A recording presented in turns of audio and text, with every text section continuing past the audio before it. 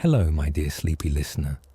Welcome to Sleepy Crown, where history's quiet tales gently carry you into dreamland.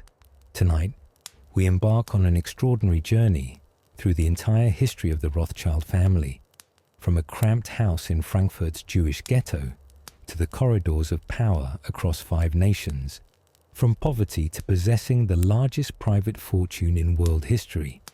Before you drift away into peaceful slumber, I'd love to hear from you, even if you're feeling a bit shy. Please leave a gentle comment telling me which part of the Rothschild story fascinates you most, or simply say hello so I know you're here with us tonight. And if you enjoy these soothing historical tales, a like and subscribe would mean the world, helping these stories reach more dreamers like you. So settle in, close your eyes, and let the remarkable saga of 5 brothers who built a banking empire carry you softly toward restful sleep. Welcome to the Sleepy Crown family. The year was 1744, and in the narrow, shadowed streets of Frankfurt's Judengasse, the Jews' alley, a child drew his first breath in a world carefully designed to limit his possibilities. The house bore no number, for houses in the ghetto were identified instead by colourful signs and symbols. This particular dwelling was marked by a red shield, zum roten Schild, in the old German spelling, and from this humble emblem, one of history's most powerful family names would emerge, Rothschild. The Judengasse was not merely a street, but a prison without visible bars, stretching barely 12 feet wide in most places, and running for just over 1,000 feet in length. This single dark lane contained the entire Jewish population of Frankfurt, nearly 3,000 souls crammed into conditions that would have seemed unbearable even by the standards of that harsh century. The buildings rose tall and narrow, blocking out the sunlight, their upper floors leaning so close across the lane that residents could nearly touch hands from opposing windows. In some homes, more than 30 people shared spaces that would comfortably house 5. The Jews of Frankfurt were confined to this ghetto by law, locked in each night when the gates clanged shut at dusk, and on Sundays and Christian holidays, they were forbidden to leave at all. They could not own land outside the ghetto. They could not practice most trades. They could not walk in public parks or attend universities. They paid special taxes simply for the privilege of existing, and even their numbers were controlled. Only 12 Jewish marriages were permitted each year, ensuring that the population would never grow beyond what the Christian authorities deemed acceptable. Yet within these oppressive walls, Jewish life flourished with quiet determination. Families maintained their traditions, scholars studied Torah, and merchants found ingenious ways to survive despite the countless restrictions placed upon them. They dealt in the few trades permitted to them: money lending, which Christians considered sinful, trading in old clothes and goods, dealing in coins and precious metals, and engaging in the delicate, often dangerous business of serving as court factors, financial agents, to nobles and princes.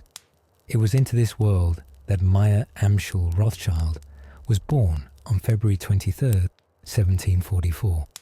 The 4th of 8 children born to Amschel Moses Rothschild and his wife Schönsche. The family lived above their small shop in the Hinterpan house, the house at the back of the saucepan, though they still used the older family name derived from the Red Shield house where their ancestors had lived. Mayer's father dealt in goods and currency exchange, modest trades that nonetheless required sharp wits and careful judgment in a world where a single misstep could mean ruin. The Rothschild family's documented history stretched back much further than Mayer's birth. Records show that in 1577, a man named Isaac Elkanan took the surname Rothschild from the house in which he lived. His descendants kept this name even when they moved to the Hinterfan in 1664, recognizing perhaps that in a world where they had so little, even a name was precious property worth preserving. Young Mayer's childhood was shaped by the rhythms of ghetto life and Jewish tradition. His parents, like most devout Jewish families, dreamed that their bright son might become a scholar, perhaps even a rabbi.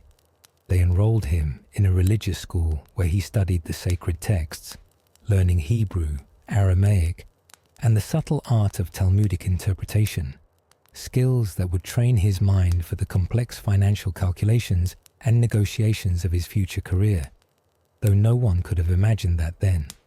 But fate, as it so often does, had different plans.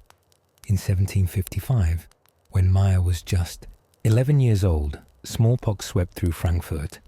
The disease, one of the great killers of the age, showed no mercy to the crowded conditions of the Judengasse.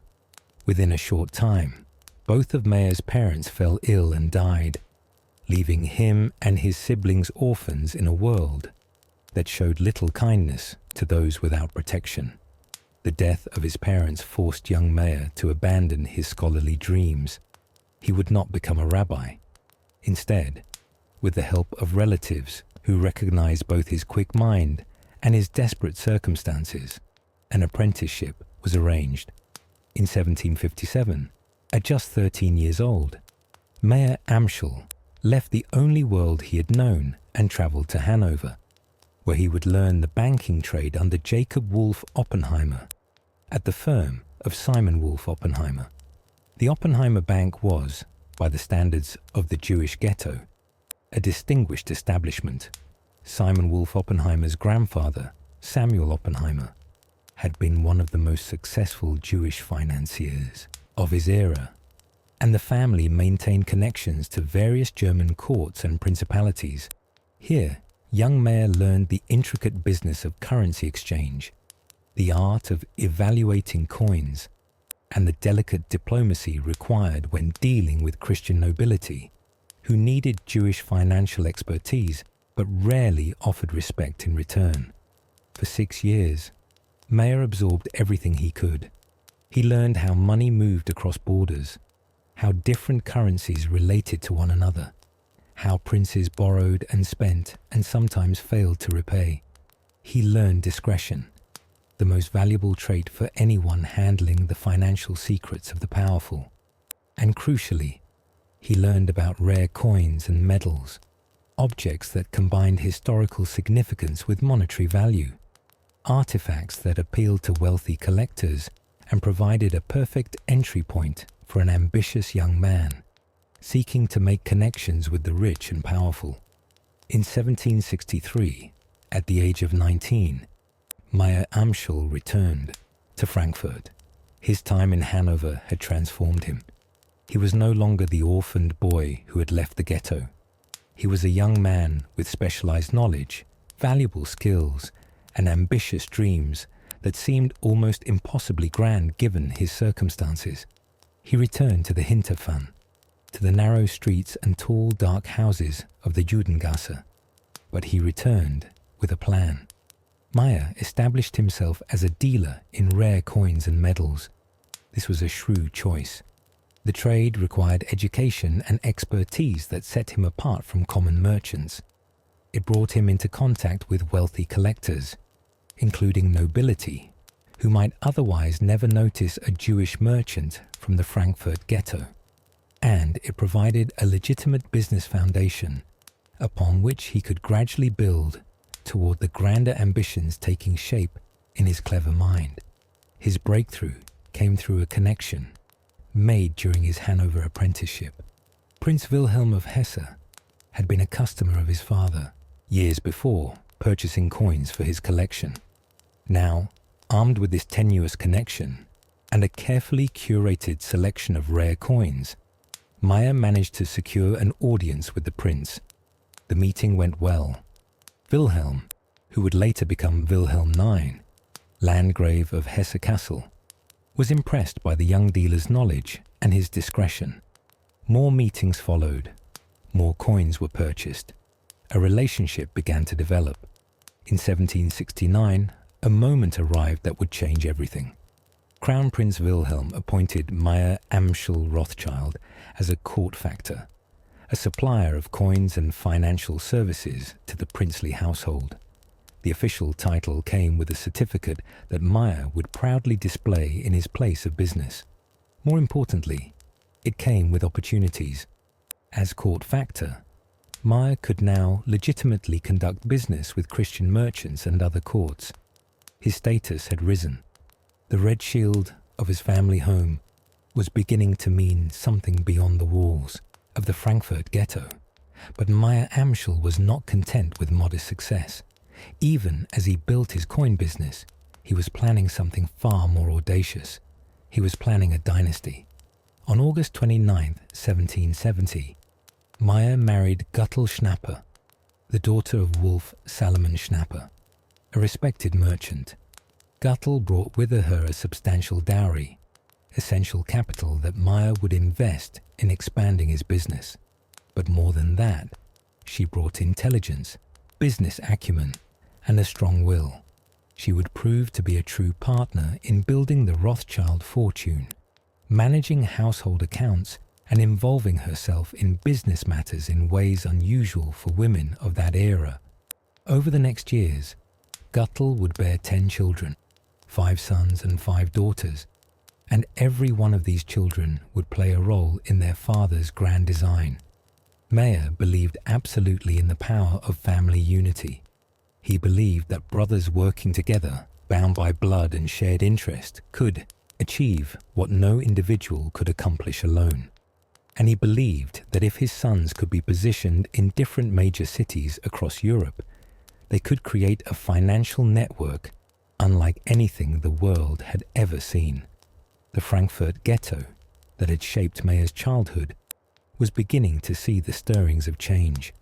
The 1780s and 1790s brought the intellectual ferment of the Enlightenment, questioning old certainties, including the treatment of Jews.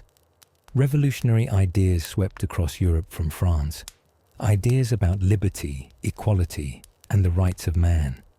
Ideas that would ultimately help crack open the ghetto walls, though that liberation would come too late for Mayer to enjoy fully. But Mayer wasn't waiting for permission from a changing world. While still bound by the restrictions of the Judengasse, while still returning each night to those narrow streets, he was methodically, patiently, and brilliantly constructing the foundation of an empire. His coin business expanded into broader financial services. His relationship with Prince Wilhelm deepened, and his 5 sons, Amschel, Salomon, Nathan, Karl, and James, were being trained in the family business, learning their father's methods, absorbing his philosophy of family unity and discretion. The Frankfurt Ghetto was where the Rothschild story began, in a house marked by a red shield, in streets designed to contain and limit Jewish life. But it would not be where that story ended. From these humblest of beginnings, from this most restrictive of environments, a family would emerge that would reshape European finance, support the creation of a Jewish homeland, amass wealth beyond imagination, and leave a mark on history that endures to this very day. As you rest here tonight, imagine those dark, narrow streets, the tall houses blocking out the light, and one young man with a sharp mind and even sharper ambitions, dreaming dreams that seemed impossible, but would somehow, remarkably, come true. The closing years of the 18th century found Mayer Amschel Rothschild in an enviable position for a Jewish merchant of Frankfurt, though still constrained by the countless restrictions that governed Jewish life. His coin-dealing business had grown steadily. His relationship with Prince Wilhelm of Hesse had deepened into genuine trust, and his family was expanding with promising sons who showed every sign of inheriting their father's commercial genius. Prince Wilhelm of Hesse-Kassel was proving to be far more than simply a customer for rare coins.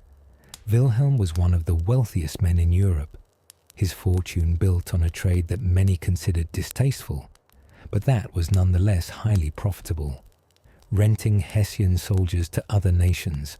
The British, in particular, made extensive use of Hessian mercenaries, including during their war against the American colonies. The prince needed someone he could trust absolutely to manage these financial transactions, to move money discreetly across borders, to keep accurate accounts and maintain complete confidentiality. Mayer Rothschild proved to be exactly that person. He was intelligent, discreet, and utterly reliable. More importantly, he understood a fundamental truth about serving the powerful. You made yourself indispensable, not through flattery but through competence, and you built trust, not through grand gestures, but through countless small proofs of reliability. Where other court factors might embezzle or exaggerate or fail to deliver, Mayer always delivered precisely what he promised, exactly when he promised it. The 1790s brought the French Revolution, and with it, opportunity. The revolution terrified European nobility. Here was proof that the old order could be swept away, that kings could be toppled, that ancient privileges could be abolished. The revolutionary French armies began spreading across Europe, carrying with them their radical ideas and leaving terrified monarchs in their wake. Prince Wilhelm was no exception to this fear. As French forces approached German territories, he needed to move his vast fortune somewhere safe, somewhere beyond Napoleon's reach. Who better to trust with this delicate task than the discreet Jewish merchant who had never once disappointed him? Mayer Rothschild was entrusted with managing and concealing substantial portions of Wilhelm's wealth, transferring funds to England where French armies could not touch them. This was Mayer's moment. He could have embezzled. Many court factors had stolen from their patrons under far less chaotic circumstances. He could have charged exorbitant fees. He could have used the money for risky speculations. Instead, he did something far more valuable in the long term. He managed the money exactly as promised, investing it conservatively when instructed, keeping meticulous records, and earning for Wilhelm the returns expected. There was one subtle adjustment. When Mayer invested the funds, he sometimes used them, briefly, for his own transactions before purchasing the bonds Wilhelm had requested, keeping the extra profit for himself, but always ensuring Wilhelm received the full amount and interest due. It was clever, borderline ethical, but not quite fraudulent, and it earned Mayer substantial profits while maintaining his client's complete trust. But financial services to Wilhelm were only part of Mayer's vision. The chaos of the Revolutionary and Napoleonic Wars created unprecedented opportunities for those willing to take risks. Traditional banking networks were disrupted. Borders shifted. Currencies fluctuated wildly. Armies needed supplies, equipment, and most of all, ready cash to pay soldiers. Mayer began arranging loans to various German principalities, taking advantage of the family's growing capital and connections. By 1800, Mayer Amschel had become one of the wealthiest Jewish merchants in Frankfurt. No small achievement, but still not nearly enough for his ambitions. The real transformation would come through his sons. Mayer had studied his sons carefully, understanding their different temperaments and strengths. Amschel, the eldest, was cautious and pious, perfect for maintaining the family's Frankfurt base and preserving their connection to their origins. Salomon was diplomatic and personable, skilled at building relationships. Nathan was brilliant, aggressive, and utterly fearless in business matters, a son who would take risks that his more cautious father might avoid. Karl was steady and reliable. James, the youngest, was charming and sophisticated, comfortable in elegant society despite his ghetto upbringing. In 1798, Mayer made a decision that would prove to be the most important of his life. He sent his third son Nathan to England with $20,000 in capital, an enormous sum, roughly equivalent to several £1,000,000 in modern money. Nathan was just 21 years old, stocky and powerful, with coarse features, crude manners, and a German's accent he would never lose. But he had his father's genius for business and an aggressive confidence that would serve him brilliantly in the competitive world of English commerce. Nathan established himself first in Manchester, then England's great textile manufacturing centre, dealing in fabrics and raw materials. The timing was perfect. Britain was Napoleon's most determined enemy, and the British war effort created enormous demand for goods of all kinds. Nathan thrived, building connections with manufacturers and merchants, learning the British market, and gradually moving from textiles into the far more lucrative business of banking and foreign exchange. Meanwhile, in Frankfurt, Mayer was perfecting his other great innovation, the family business structure. In 1810, he entered into a formal partnership agreement with his three eldest sons, still in Frankfurt, Amschel, Salomon, and Karl, founding M.A. Rothschild and Söhne, M.A. Rothschild and Sons. This partnership agreement would become the foundation document of the modern Rothschild business, establishing principles that would guide the family for generations: transparency among the partners, joint decision-making on major issues, absolute discretion in dealings with outsiders, and above all, family unity. "We are like the mechanism of a watch," Mayer told his sons. "Each part is essential." This wasn't merely a pretty metaphor. Mayer genuinely believed that the family's strength came from their unity, and he structured everything to reinforce that unity. Profits would be shared among all the brothers. Major decisions would require consensus, and crucially, the business would remain entirely in the hands of the sons. Daughters and their husbands would be excluded from ownership, ensuring that the Rothschild name and the Rothschild fortune remained undiluted. This last provision might seem harsh, but Mayer had observed too many family businesses torn apart by quarrels between sons-in-law, by daughters' husbands trying to seize control, by family wealth being diluted and divided across an ever-expanding web of relatives. His solution was brutal but effective. The daughters would receive generous dowries, but the business itself would pass only through the male line. The year 1811 brought another milestone. Mayer sent his youngest son, James, to Paris.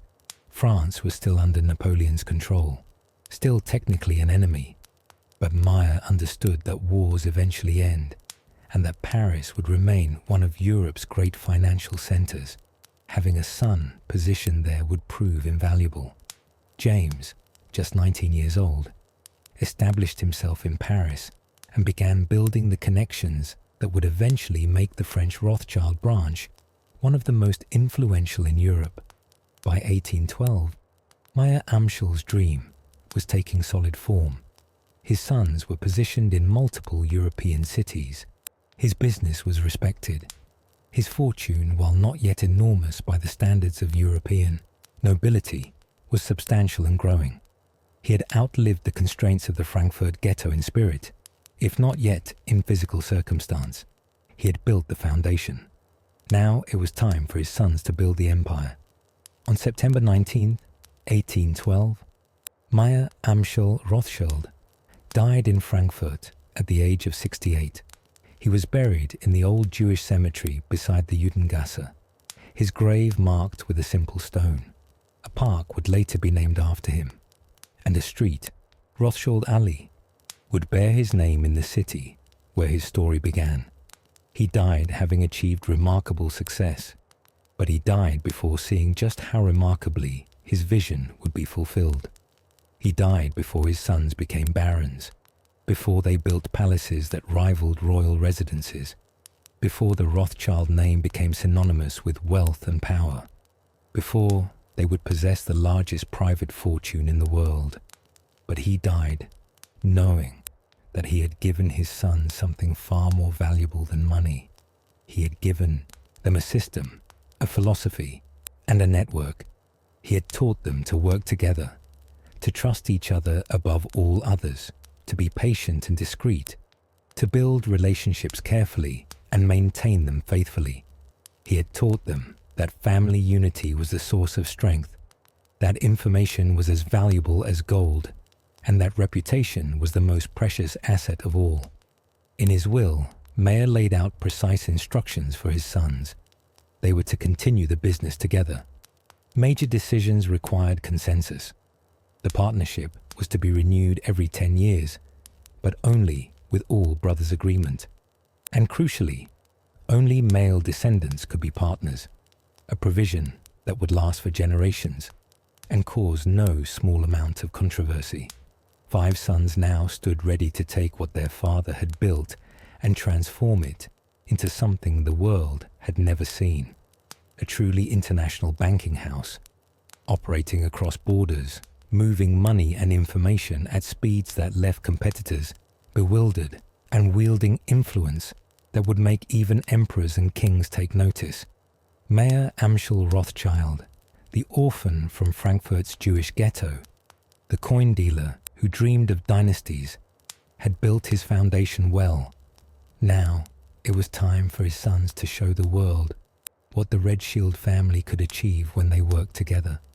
Let that thought carry you gently now toward sleep, the thought of a father's dream, carefully planned, lovingly taught to his sons, and about to blossom into something magnificent. The Rothschild family coat of arms displays 5 arrows held together in a fist, and beneath it, the family motto, Concordia, Integritas, Industria, unity, integrity, hard work. Those 5 arrows represented the 5 sons of Mayer Amschel, and the image captured the essence of their father's vision. Separately, each arrow could be broken, but bound together, they were unbreakable. In 1812, when their father died, the 5 brothers faced a choice.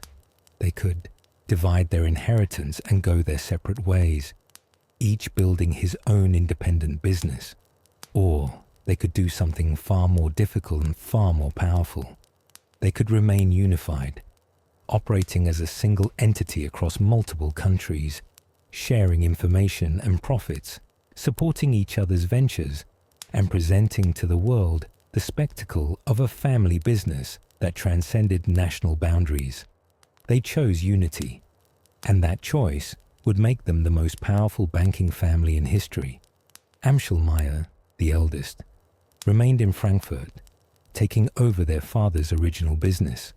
Born in 1773, Amschel was the most religious of the brothers, the most traditional, and the most cautious.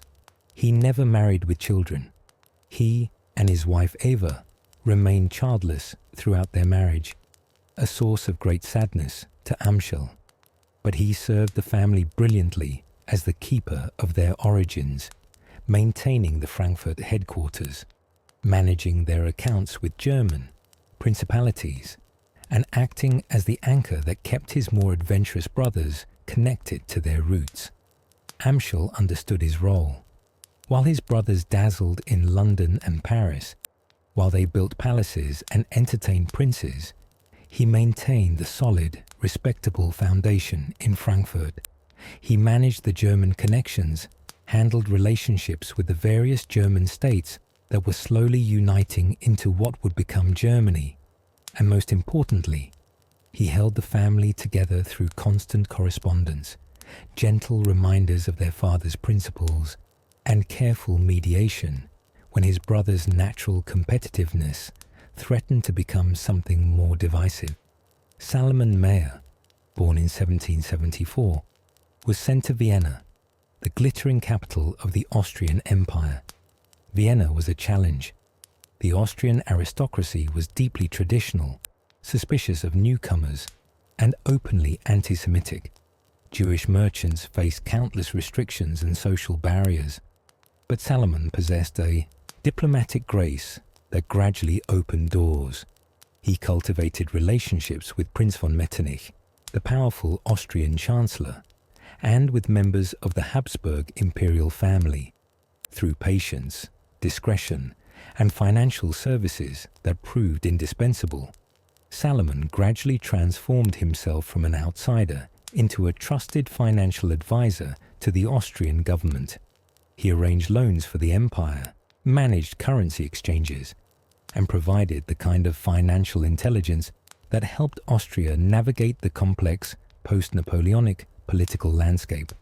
In 1822, the Austrian Emperor Francis II elevated all 5 Rothschild brothers to the hereditary nobility, making them barons. Suddenly, the sons of a Frankfurt ghetto merchant had titles to match their wealth. Karl Mayer, born in 1788, established himself in Naples, capital of the Kingdom of the Two Sicilies. Naples was the poorest and most backward of the major Rothschild branches, but Karl made it work through sheer persistence. He became court banker to the Bourbon royal family, managed their finances, and gradually built a network of connections across southern Italy.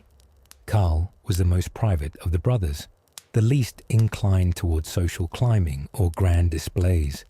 He lived comfortably, but not ostentatiously, focused on business rather than social position, and provided the southern anchor for the family network. James Mayer, the youngest, born in 1792, would eventually become perhaps the most successful of all the brothers. Sent to Paris in 1811, James entered a city that was still under Napoleon's control, still the capital of an empire at war with much of Europe. It was a bold move, placing a son in what was technically enemy territory, but Mayer Amschel had understood that Paris would remain a crucial financial centre, regardless of who sat on the French throne. James began modestly, dealing in textiles and currency exchange, but his timing was impeccable. When Napoleon fell in 1814, James was already positioned in Paris with capital and connections. As France rebuilt under restored Bourbon monarchy, James became the Rothschild face in French finance. He arranged government loans, managed currency exchanges, and gradually built relationships with the new French elite. Charming, sophisticated, and utterly shrewd in business matters, James became a fixture in Parisian high society. In 1824, he married his own niece, Betty Salomon de Rothschild, daughter of his brother Salomon, in a marriage that exemplified the family's strategy of intermarriage to keep both wealth and business control within the family. But it was Nathan, the third son, who would prove to be the most brilliant and most aggressive of all the brothers. And it was Nathan's operation in London that would make the Rothschild name synonymous with financial power. The brothers worked as a unit in ways that gave them advantages no other banking house could match. They developed a private courier system that was faster than any government's postal service, using a combination of horse-mounted riders, fast ships crossing the Channel and Mediterranean, and later carrier pigeons for urgent messages. The Rothschilds could move information across Europe faster than anyone else. In an era when information was power, when knowing the outcome of a battle or the contents of a diplomatic treaty before your competitors could mean the difference between fortune and ruin, this communication network was worth more than gold. They developed coded correspondence, allowing them to share business intelligence without fear of interception. They shared financial resources, allowing one branch to support another's ventures. If Nathan in London needed capital for a major loan, his brothers could send funds from Paris, Vienna, Naples, and Frankfurt. This coordination let them undertake transactions that would overwhelm a single banking house. They shared customers. A German prince seeking a loan in Frankfurt might be directed to Nathan in London for better terms. A French aristocrat working with James in Paris might be introduced to Salomon in Vienna for business in Austria. The network referred business back and forth, building relationships that spanned borders and creating a truly international clientele. Most crucially, they shared information about political and economic conditions across Europe. When revolution threatened one country, when a government looked unstable, when a currency might devalue, the brothers shared these insights. This let them avoid risks that destroyed other banking houses and seize opportunities that others missed entirely. The post-Napoleonic era was tailor-made for the Rothschild model. Europe was exhausted from 2 decades of near-constant warfare. Governments needed to rebuild, to pay off war debts, to restore their economies.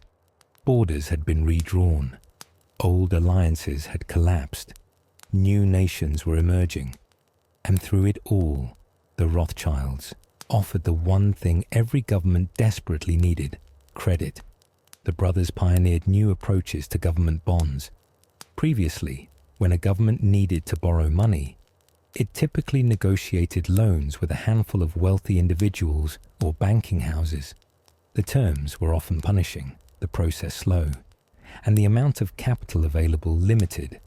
The Rothschilds transformed this by creating the modern bond market.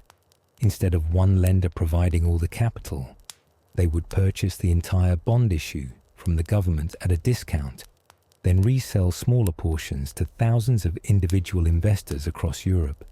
This innovation served multiple purposes. It allowed governments to raise far larger sums than previously possible. It spread the risk across many investors rather than concentrating it in a few hands. It created a secondary market where bonds could be traded, providing liquidity and allowing investors to cash out before the bonds matured. And it provided the Rothschilds with substantial profits from the difference between what they paid governments and what they charged investors. By the 1820s, the Rothschilds were arranging loans to Prussia, Austria, Russia, France, Naples, and numerous smaller German states. They financed Belgium's independence from the Netherlands. They helped restore French government finances after Napoleon's fall.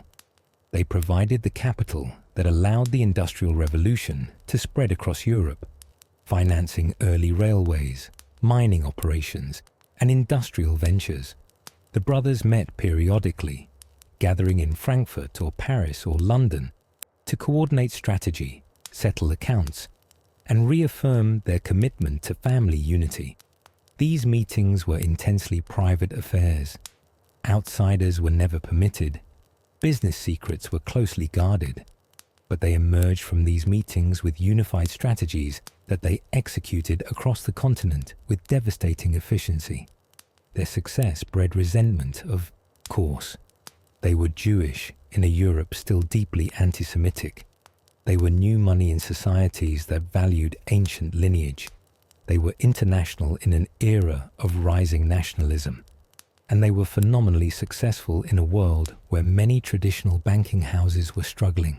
Hostile pamphlets circulated, spreading rumors and conspiracy theories. Aristocrats who borrowed from the Rothschilds resented their dependence on Jewish bankers. Competitors spread stories about sharp practices and excessive influence.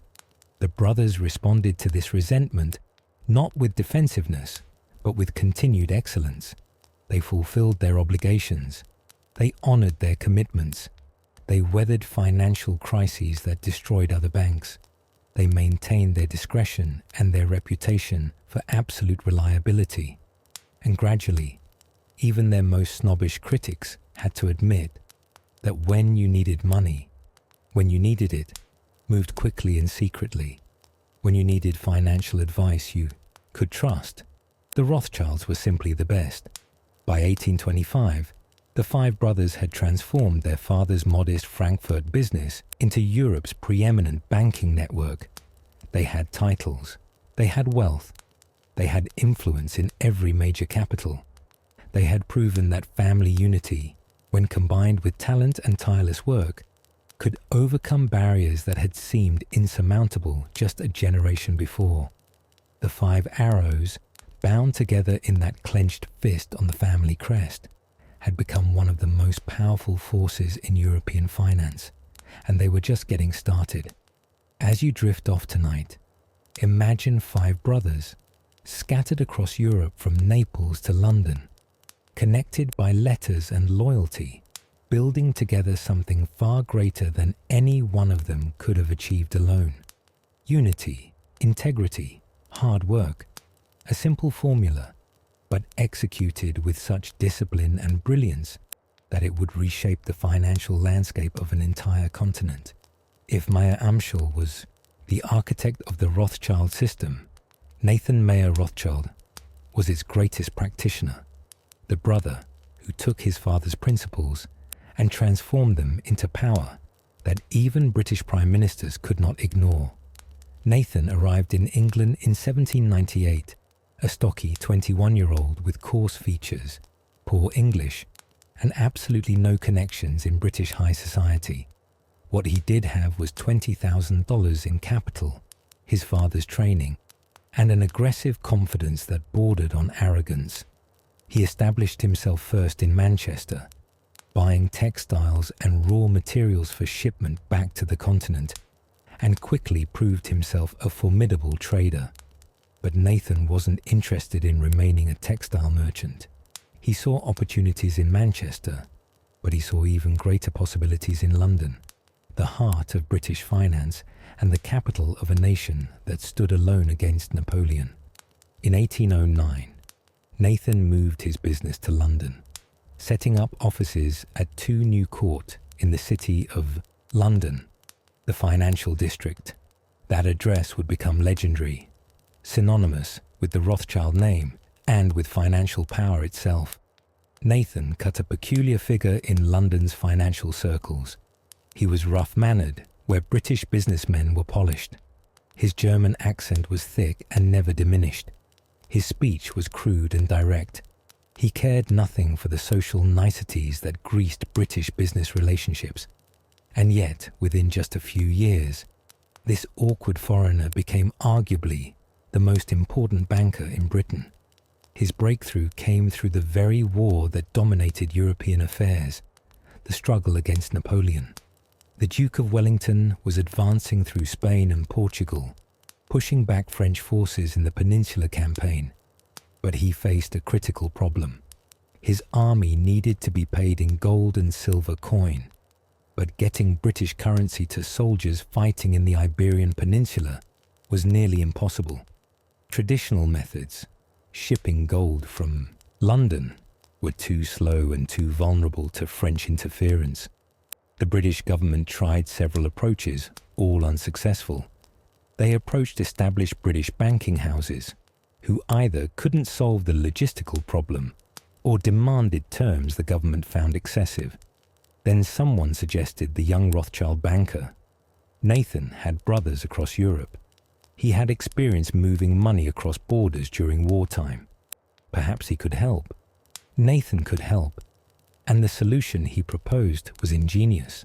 Rather than shipping gold directly from Britain, he would use his family network to purchase gold and silver throughout Europe, in friendly territories, in neutral countries, even in areas nominally under French control. His brothers would buy the precious metals locally, transfer them through a network of agents, and deliver them to Wellington's army as Portuguese and Spanish currency. The British government would pay Nathan in London, while Nathan's brothers handled the complex logistics of acquiring and moving the gold. It worked brilliantly. Wellington's army never ran short of funds. The complex transactions were handled with efficiency that left government officials marveling. And Nathan Rothschild had made himself indispensable to the British war effort. More importantly, he had demonstrated something that would define the Rothschild approach for generations. They could solve problems that defeated traditional banking houses. They could move money and goods across borders in wartime.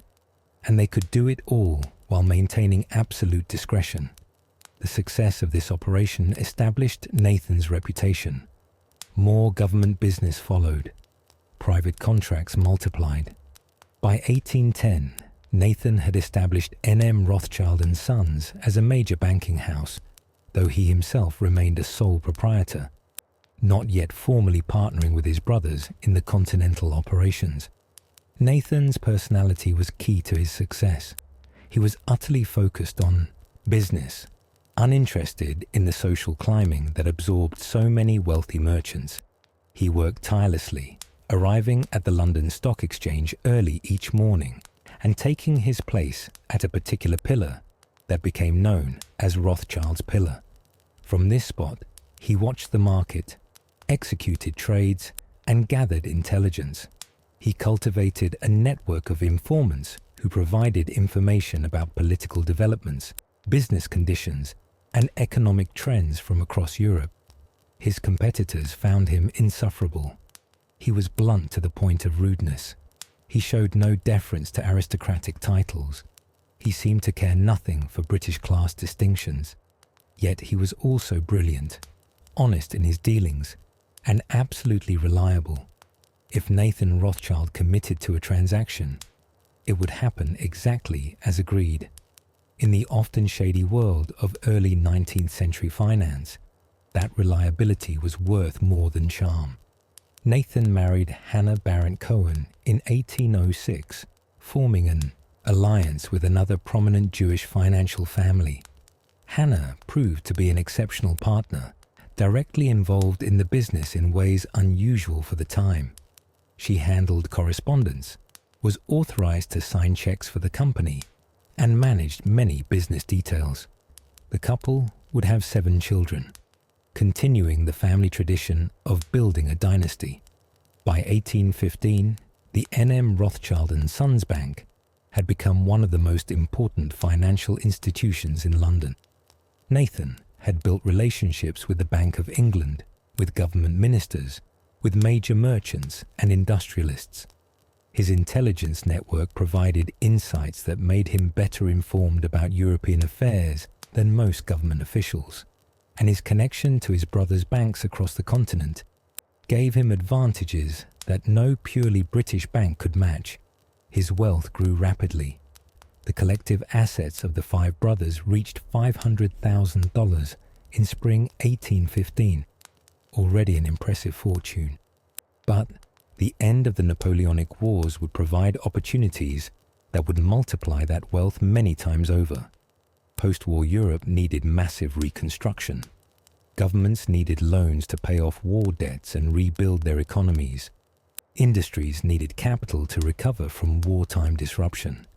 And Nathan Rothschild was perfectly positioned to provide that capital, both from his own resources and by creating new financial instruments that would allow thousands of investors to participate in government bonds. Nathan pioneered techniques that would become standard in modern finance. He would arrange to buy an entire government bond issue at a discount, then resell portions to investors across Europe at a higher price, keeping the difference as profit. This let governments raise large sums quickly, gave investors a vehicle for their capital, and provided Nathan with substantial returns. He essentially created the modern underwriting business. In 1818, he arranged a $5 million loan to the Prussian government, an enormous sum, and Nathan handled it with such efficiency that Prussia's relationship with the Rothschilds became a model for other governments. More loans followed, to Austria, to France, to various German states. By the 1820s, when a European government needed money, consulting Nathan Rothschild was practically mandatory. His influence extended beyond pure finance. In 1825, Britain experienced a severe banking crisis. Numerous banks failed, credit froze, and the Bank of England itself came dangerously close to running out of gold reserves. In this moment of crisis, Nathan Rothschild stepped in, providing enough gold coin to the Bank of England to prevent a complete collapse of British banking. It was an extraordinary display of both wealth and reliability, and it cemented Nathan's position as a pillar of British finance. By the late 1820s, Nathan's position was without parallel. The British Prime Minister Lord Liverpool consulted him regularly on financial matters. The Duke of Wellington considered him a trusted advisor. When David Lloyd George later claimed that Nathan, Lord Rothschild, was the most powerful man in Britain, he was barely exaggerating. Nathan couldn't vote. Jews were still excluded from Parliament, but his financial power gave him influence that exceeded most members of Parliament. Yet Nathan remained, in many ways, the rough-mannered merchant from Frankfurt. He never lost his German accent. He cared little for fashionable society.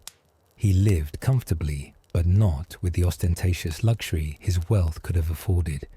He remained focused on business, on information, on the careful management of the vast fortune he was building. His approach to wealth was methodical and conservative by temperament, aggressive only when opportunities were clear.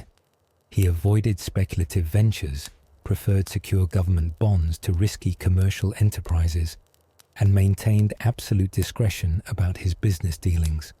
When others panicked during financial crises, Nathan remained calm, often using the chaos to acquire assets at bargain prices. When others rushed into dubious schemes, Nathan held back, protecting his capital. But he was also capable of bold moves when the situation warranted. His financing of Wellington's army during wartime was aggressive and risky.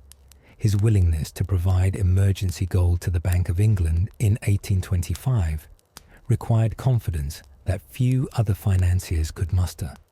And his constant expansion of the family's bond business required taking on obligations that would have terrified more cautious bankers. Nathan operated from a simple but powerful philosophy. Information was as valuable as gold. Family unity was the source of strength, and reputation was the most precious asset of all. These principles, learned from his father and refined through his own experience, guided every decision he made. His brothers deferred to him on many major decisions. As the London branch became the most profitable and influential of the Rothschild operations, Nathan's judgment carried special weight. He was the most aggressive, the most willing to take risks, the quickest to spot opportunities, but he also remained committed to the family system, sharing profits with his brothers, supporting their ventures, and maintaining the unity that was the foundation of the family's power. Nathan's success in London demonstrated something profoundly important. In the emerging modern economy, talent and capital could overcome traditional barriers of class and religion. A Jewish merchant from Frankfurt, operating in the most class-conscious society in Europe, had made himself essential to the British government and indispensable to British finance. It was a remarkable achievement, and it would pave the way for even greater successes. As the 1830s dawned, Nathan Rothschild stood at the pinnacle of his career. He had wealth, influence, and the satisfaction of having fulfilled his father's vision beyond even Mayer Amschel's ambitious dreams. The rough-mannered young man who arrived in Manchester in 1798 had become one of the most powerful financiers in the world. Let that remarkable transformation carry you now towards sleep. The thought of an outsider who refused to accept the limitations others tried to impose, who built power through competence and reliability, and who proved that in the new world being born, merit could triumph over prejudice. No Rothschild story is more famous or more misunderstood than Nathan's connection to the Battle of Waterloo. The legend has been repeated so many times that it has taken on the weight of historical fact, appearing in encyclopedias, history books, and countless retellings. But like many legends, the truth is both less dramatic and more interesting than the myth. The legend goes like this. On June 18, 1815, the Duke of Wellington's army faced Napoleon Bonaparte's forces near the Belgian village of Waterloo in a battle that would determine the fate of Europe. Nathan Rothschild, through his network of agents and carrier pigeons, received news of Napoleon's defeat before anyone else in London, even before the British government. Racing to the London Stock Exchange, Nathan began selling British government bonds, seemingly signalling that Britain had lost the battle. Other traders, panicking, followed his lead, driving bond prices into free fall. Then, when prices had crashed, Nathan secretly bought up vast quantities of bonds at bargain prices. Hours later, when official news of Wellington's victory arrived and bond prices soared, Nathan sold at huge profits, making millions in a single day through this elaborate deception. It's a thrilling story. It paints Nathan as a ruthless financial manipulator, using secret information to deceive other traders and line his own pockets. It's been repeated in films, books, and anti-Semitic propaganda from the 1840s to Nazi era and beyond. There's only one problem. Most of it is false.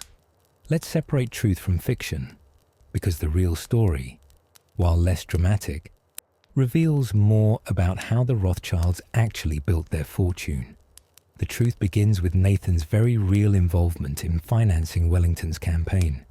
From 1814 through 1815, Nathan and his brothers had been arranging the complex logistics of getting gold and silver coin to Wellington's armies in France and Belgium. This operation was genuine, profitable, and had established Nathan as a key financial supporter of the British war effort. So far, the foundation is solid. The truth continues with the Rothschild communication network. The brothers genuinely did maintain a private courier system that was faster than government postal services. They used fast ships across the English Channel, horse-mounted riders across Europe, and yes, they did sometimes use carrier pigeons for urgent communications. This network was a real competitive advantage, often providing the Rothschilds with information ahead of their competitors, and sometimes even ahead of government officials. Now comes the Battle of Waterloo itself, fought on June 18, 1815. The fighting was brutal and the outcome uncertain for most of the day. By evening, Wellington had won a decisive victory, crushing Napoleon's army and effectively ending his return from exile. The question is, when did Nathan learn of this victory? The myth claims Nathan received the news on June 19th, a full day before the British government's official dispatch arrived. Various versions claim this was accomplished by a Rothschild agent galloping across Belgium, boarding a Rothschild ship that braved stormy seas, and delivering the news directly to Nathan at his home, or even that Nathan himself had been present at the battlefield. The reality is more modest and less certain. We know that private news of the battle did reach London before the official government courier arrived on the evening of June 20th. We know that several London merchants and financiers received private letters from correspondents in Belgium during June 19th and 20. Nathan almost certainly received information through his network during this period. Having agents in Belgium and fast couriers would have been standard practice for him. But was he the first? Probably not. The most careful historical research suggests that a Mr. C, identity uncertain, was likely the first private individual in London to receive confirmed news of the victory. Was Nathan among the early recipients? Almost certainly. Did he receive the news hours or even a full day before everyone else? Unlikely. The evidence suggests he was one of several people who received private information on June 19th or early June 20th, before the official dispatch, but not dramatically ahead of other well-connected merchants. Now, to the stock exchange manipulation. Did Nathan rush to the exchange and sell heavily, driving down prices, then secretly buy at the bottom? This is where the legend completely falls apart. First, a technical point. The main traded instrument was British consols, government bonds, and they were indeed affected by war news. A British victory would cause prices to rise. A British defeat would cause them to fall. So far, the logic of the legend holds. But here's the problem. Detailed analysis of the bond market in June 1815 shows no dramatic crash, followed by a sharp recovery. Prices were relatively stable through the critical period. If Nathan had executed the manipulation described in the legend, selling heavily enough to panic the market, then buying up vast quantities, it would have left clear traces in market records. Those traces don't exist. Second, Nathan's actual position in June 1815 was complex. He held substantial positions in various government securities, and his business depended on his reputation for reliability.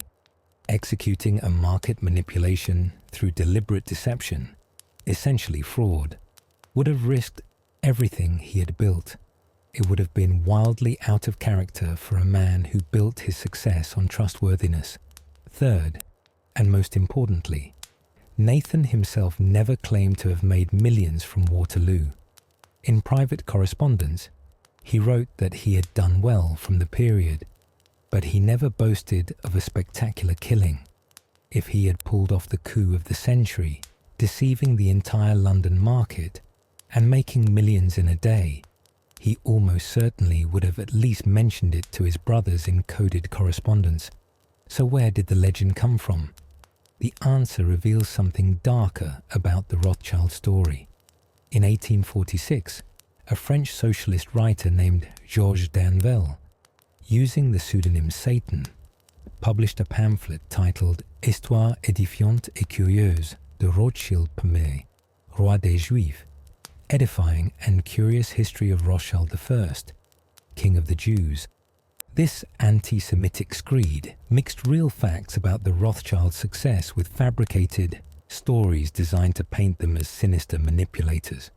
The Waterloo story, in its most lurid form, appears here for the first time. The pamphlet was translated into multiple languages and widely distributed. It was reprinted in Britain, Germany, and Russia.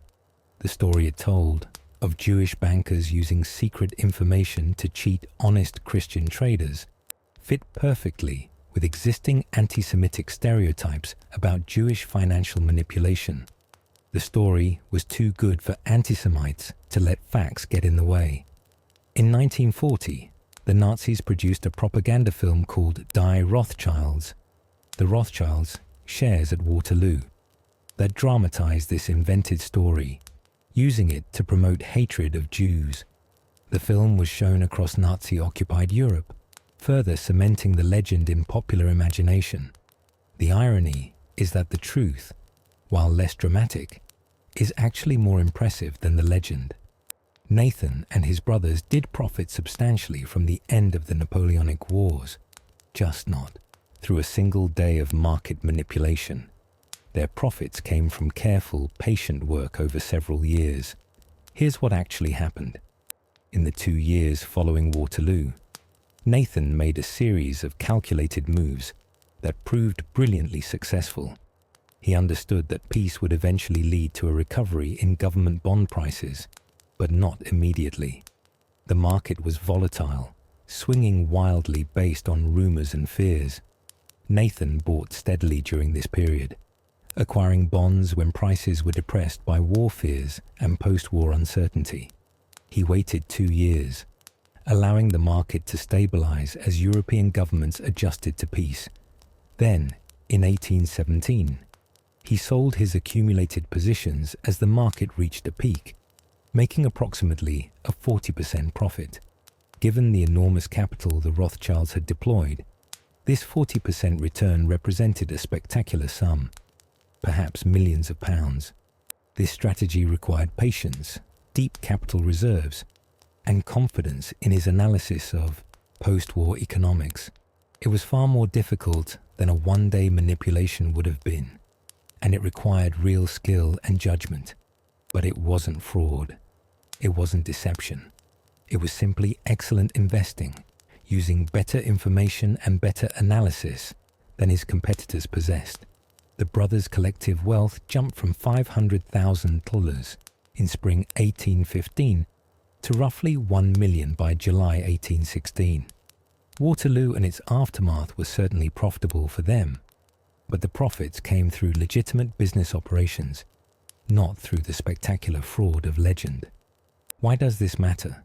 Because the truth reveals what actually made the Rothschilds successful. They succeeded not through trickery, but through a better communication network, better analysis, more patient capital deployment, and the ability to take a longer view than their competitors. They succeeded through the very qualities Mayer Amschel had taught his sons: discretion, reliability, family unity, and careful management of reputation. The legend of Waterloo manipulation has persisted because it serves a narrative that Jewish success is somehow illegitimate, based on secret manipulation rather than merit. This narrative is both false and harmful, part of a long tradition of antisemitic conspiracy theories that have plagued the Rothschild family for 2 centuries. The real story of Nathan and Waterloo is less dramatic, but more instructive. He probably did receive news of the battle ahead of official dispatches through his genuine courier network. He probably did make successful trades during the volatile period following the war's end. He certainly did profit handsomely from the post-war recovery, but he did it through legitimate business operations, through better information and better judgment, not through fraud. As you drift toward sleep tonight, let go of the dramatic legend and appreciate the more subtle truth that success usually comes not from one dramatic coup, but from patient, careful, intelligent work sustained over time. The Rothschilds built their fortune through thousands of such careful decisions, not through one day's spectacular deception. The real story is actually more impressive than the myth, and far more worth remembering. The decades following Waterloo marked the true golden age of Rothschild power, a period when the family's influence over European finance was so complete, so overwhelming, that even emperors and kings found themselves dependent on the goodwill of these 5 brothers from Frankfurt's Jewish ghetto. Between 1820 and 1870, the Rothschilds didn't simply dominate European banking. They essentially created the modern international financial system. They stood at the center of a web of relationships, information, and capital that spanned the continent, and their decisions could make or break governments, fund revolutions or suppress them, and determine whether nations prospered or struggled. This was the era when a contemporary observer could write without exaggeration, "The Rothschilds are the wonders of modern banking." We see the descendants of Judah, after a persecution of 2,000 years, peering above kings, rising higher than emperors, and holding a whole continent in the hollow of their hands. That quote, from Niles's Weekly Register in 1836, captured a truth that many found simultaneously remarkable and unsettling.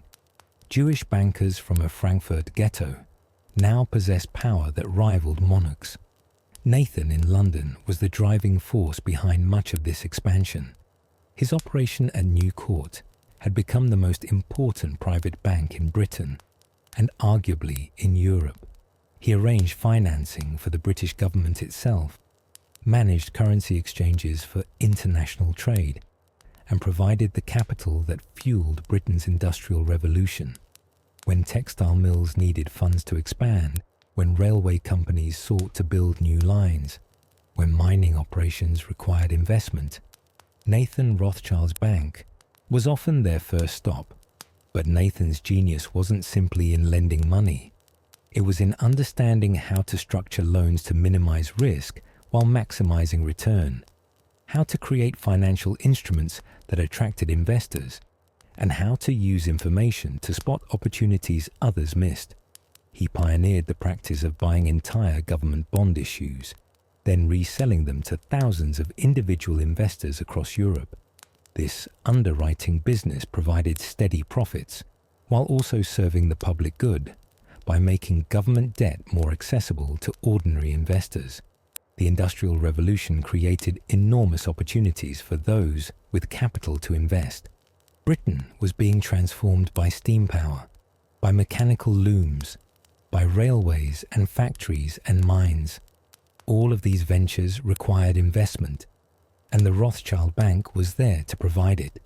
Nathan invested carefully, avoiding the wildest speculations, but supporting ventures that showed genuine promise. He helped finance early railway construction, backed mining operations, and provided working capital to manufacturers who were transforming British industry. His brothers were equally active across their territories. Salomon, in Vienna, became the Austrian Empire's primary banker, arranging massive loans that helped the empire recover from the devastating costs of the Napoleonic Wars. The Austrian government was chronically short of cash. Maintaining a vast multi-ethnic empire stretching from modern-day Czech Republic to northern Italy was expensive, and Salomon provided the credit that kept the imperial machinery functioning.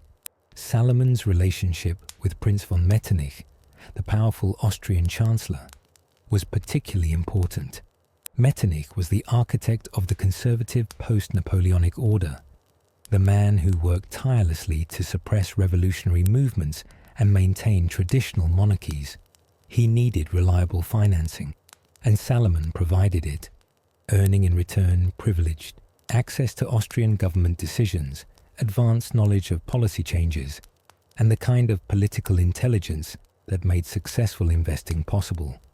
In 1822, the Austrian Emperor Francis II elevated all 5 Rothschild brothers to the hereditary nobility, making them barons. This was an extraordinary honor for Jewish merchants, breaking centuries of precedent. Suddenly, the Rothschilds weren't just wealthy. They had titles to match their fortunes. They could now legally use the particle von before their name in German-speaking territories, or die in French-speaking areas, becoming Baron de Rothschild or Freiherr von Rothschild. This elevation to nobility opened doors that had been firmly closed. Aristocrats who might have looked down on mere merchants now had to acknowledge the Rothschilds as peers, at least in title. Salomon could attend court functions in Vienna. James could move more easily in Parisian high society.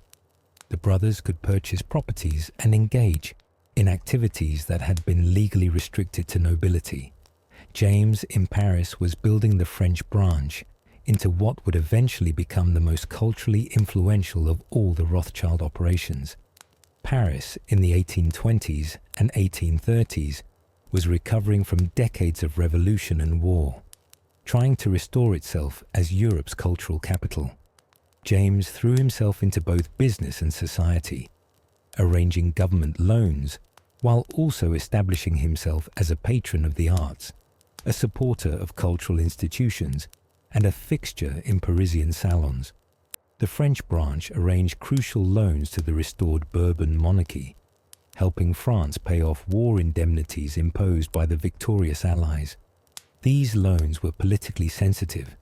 Many French citizens resented paying for wars they had lost, but they were financially essential. James structured them cleverly, making them attractive to investors while providing the French government with terms they could manage. His success in this delicate business made him indispensable to French finance ministers, regardless of which political faction happened to be in power. Karl in Naples faced greater challenges. The kingdom of the two Sicilies was poor, backward, and politically unstable. But Karl persevered, maintaining the southern Italian branch through careful management and conservative lending practices. He couldn't generate the spectacular profits his brothers achieved in London, Paris, or Vienna, but he provided geographical coverage and maintained the family's presence in southern Europe. Sometimes, simply being present mattered more than immediate profits. Amschel in Frankfurt continued his crucial role as the family's anchor. He maintained the original headquarters, managed relationships with German states, and most importantly, he kept his brothers united. When disputes arose, and they inevitably did, as strong-willed men managing vast sums across different countries would naturally clash, Amschel mediated. He reminded them of their father's principles. He urged patience, compromise, and above all, family unity. The communication network that connected these 5 operations was constantly refined and improved. Letters moved daily between the branches, coded to protect business secrets. Couriers traveled regular routes, carrying correspondence and bills of exchange. The family developed a sophisticated system of codes and ciphers, allowing them to discuss sensitive business matters without fear that intercepted letters would reveal their strategies. This information network gave them advantages that are difficult to overstate. When revolution broke out in Paris in 1830, overthrowing the Bourbon king Charles VI and replacing him with Louis Philippe, James in Paris knew immediately and could inform his brothers within days. They could adjust their positions, protect their French assets, and position themselves to work with the new regime. Their competitors, lacking such fast information, were caught flattering. Some lost fortunes when the revolution disrupted commerce and invalidated contracts with the fallen government. When Belgium revolted against Dutch rule in 1830, seeking independence, the Rothschilds were among the first to understand the situation's implications. They provided crucial financing to the new Belgian government, helping establish Belgium as an independent nation, while also making substantial profits from Belgian bonds. This wasn't merely profitable, it was statesmanship through banking, using financial power to support political outcomes they deemed stable and beneficial. The brothers developed an almost intuitive understanding of risk. They avoided ventures that seemed too speculative, no matter how alluring the potential returns. They preferred government bonds, backed by the taxing power of states, to commercial loans that depended on individual businesses succeeding. When they did invest in commercial ventures, they diversified carefully, never putting too much capital into any single enterprise. This conservative approach to risk management served them brilliantly through numerous crises. When speculative bubbles burst, as they regularly did in the volatile early decades of the Industrial Revolution, other banking houses collapsed, but the Rothschilds survived.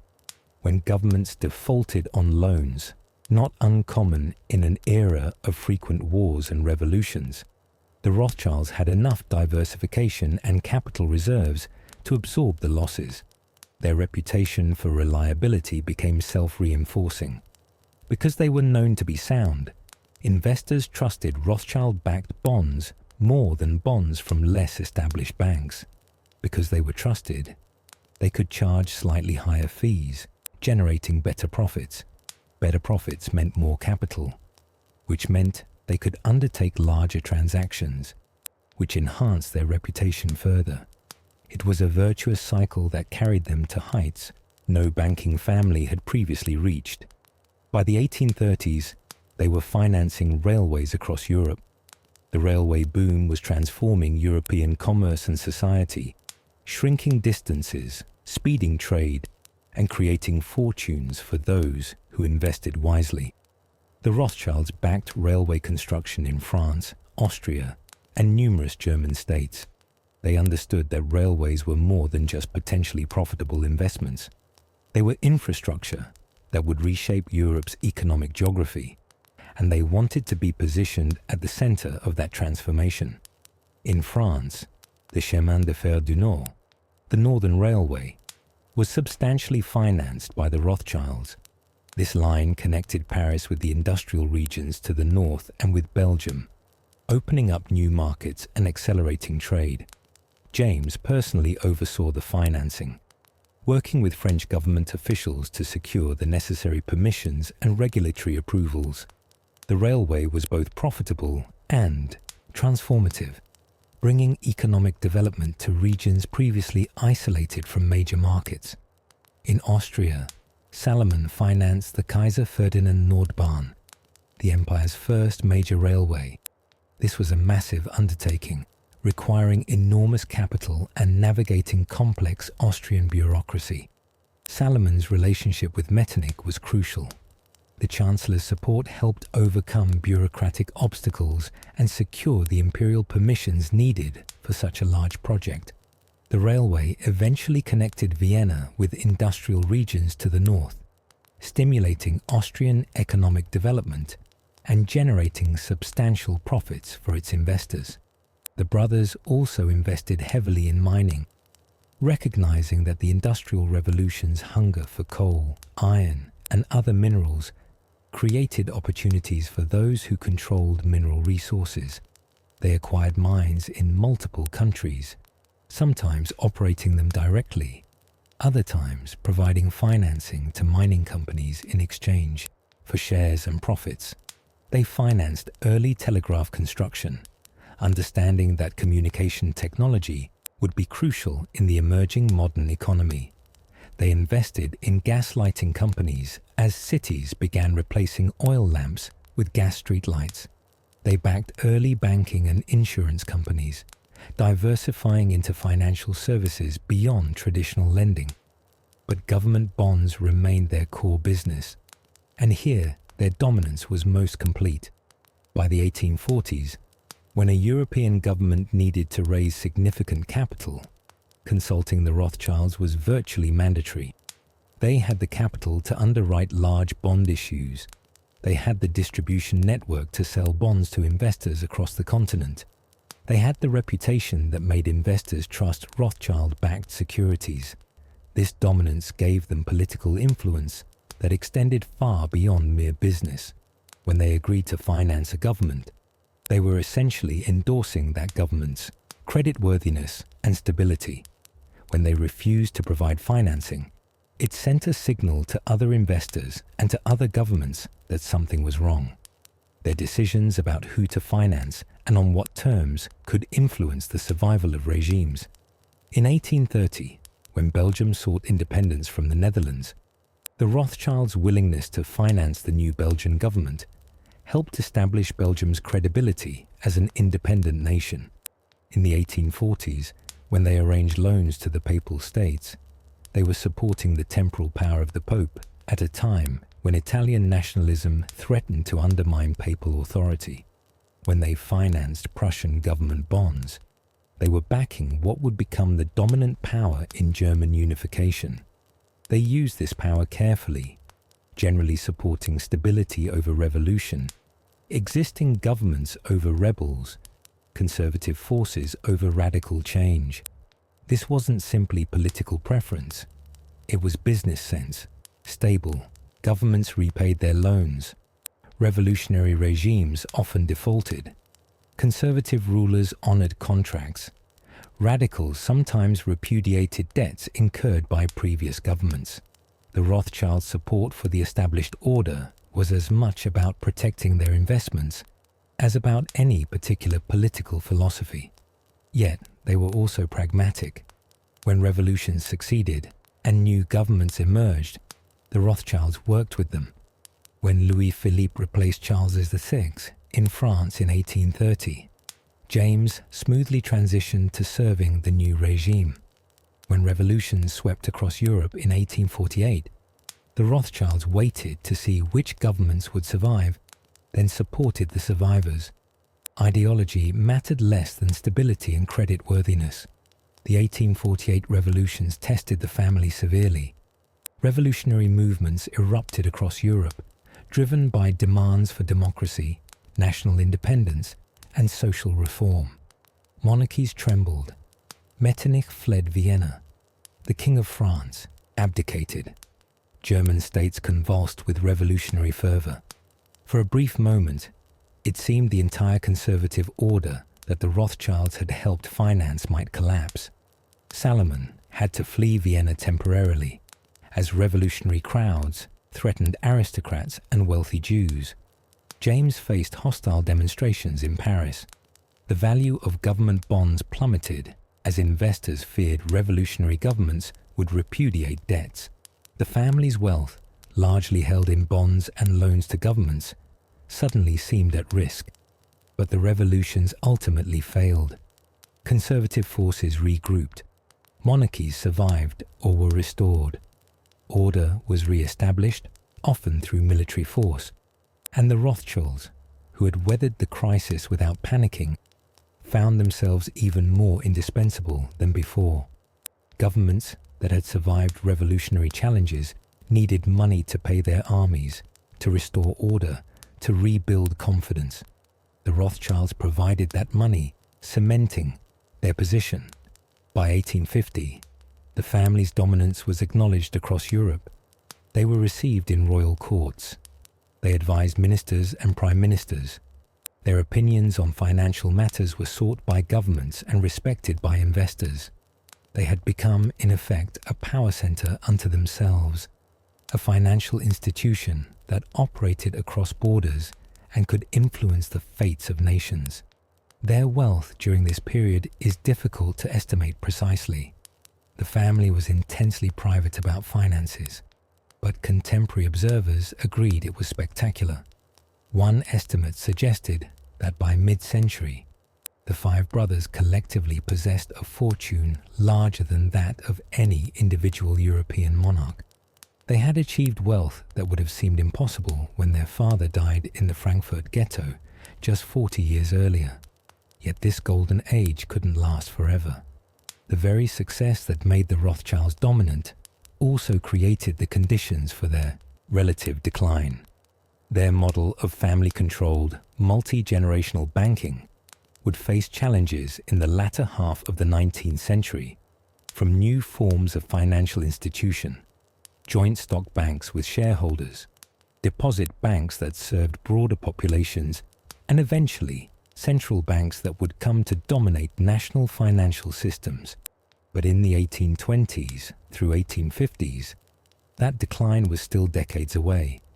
This was their moment of supreme achievement, when five brothers working in remarkable unity had built a financial empire unlike anything Europe had seen.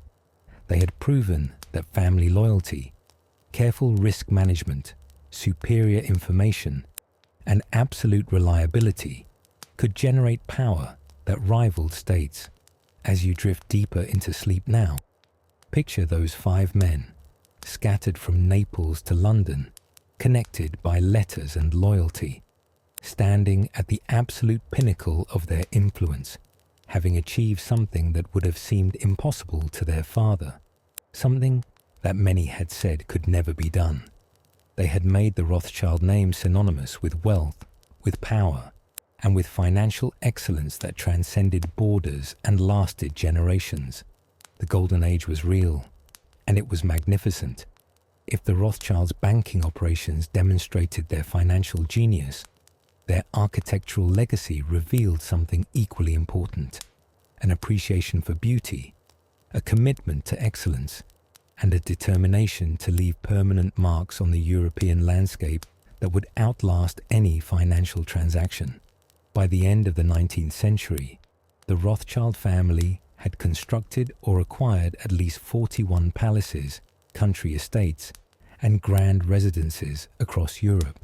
And this number represents only the most significant properties, not counting the numerous smaller residences, hunting lodges, and urban homes that filled out their vast real estate portfolio. These weren't merely houses, they were architectural statements, each one carefully designed to reflect wealth, taste, and permanence. The scale and luxury of these residences rivaled, and often exceeded, the palaces of royal families. Indeed, some observers noted, with a mixture of admiration and discomfort, that the Rothschilds lived in greater splendor than many reigning monarchs. This wasn't entirely accidental. Having been excluded from nobility for generations, having been confined to ghettos and subjected to countless restrictions, the Rothschilds were determined that their children and grandchildren would live in circumstances that announced unmistakably that they had arrived. Let's begin with perhaps the most famous Rothschild property, Waddesdon Manor in Buckinghamshire, England. Baron Ferdinand de Rothschild purchased the Waddesdon estate from the Duke of Marlborough in 1874. At the time of purchase, the property had no manor house, no formal gardens, nothing but agricultural land, and a bare hilltop that locals called Lodge Hill. Most people would have seen an unpromising property. Ferdinand saw an opportunity to create something magnificent. The hilltop was levelled over 3 years of intensive work.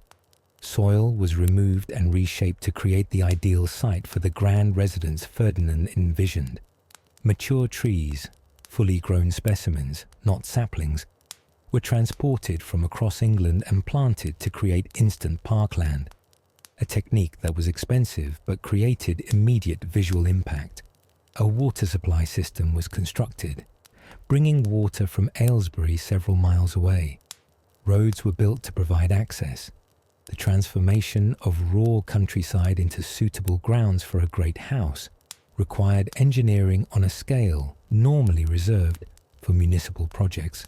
For the house itself, Ferdinand turned to the French architect Gabriel Hippolyte Destailleux, instructing him to create something that would evoke the great chateau of France's Loire Valley.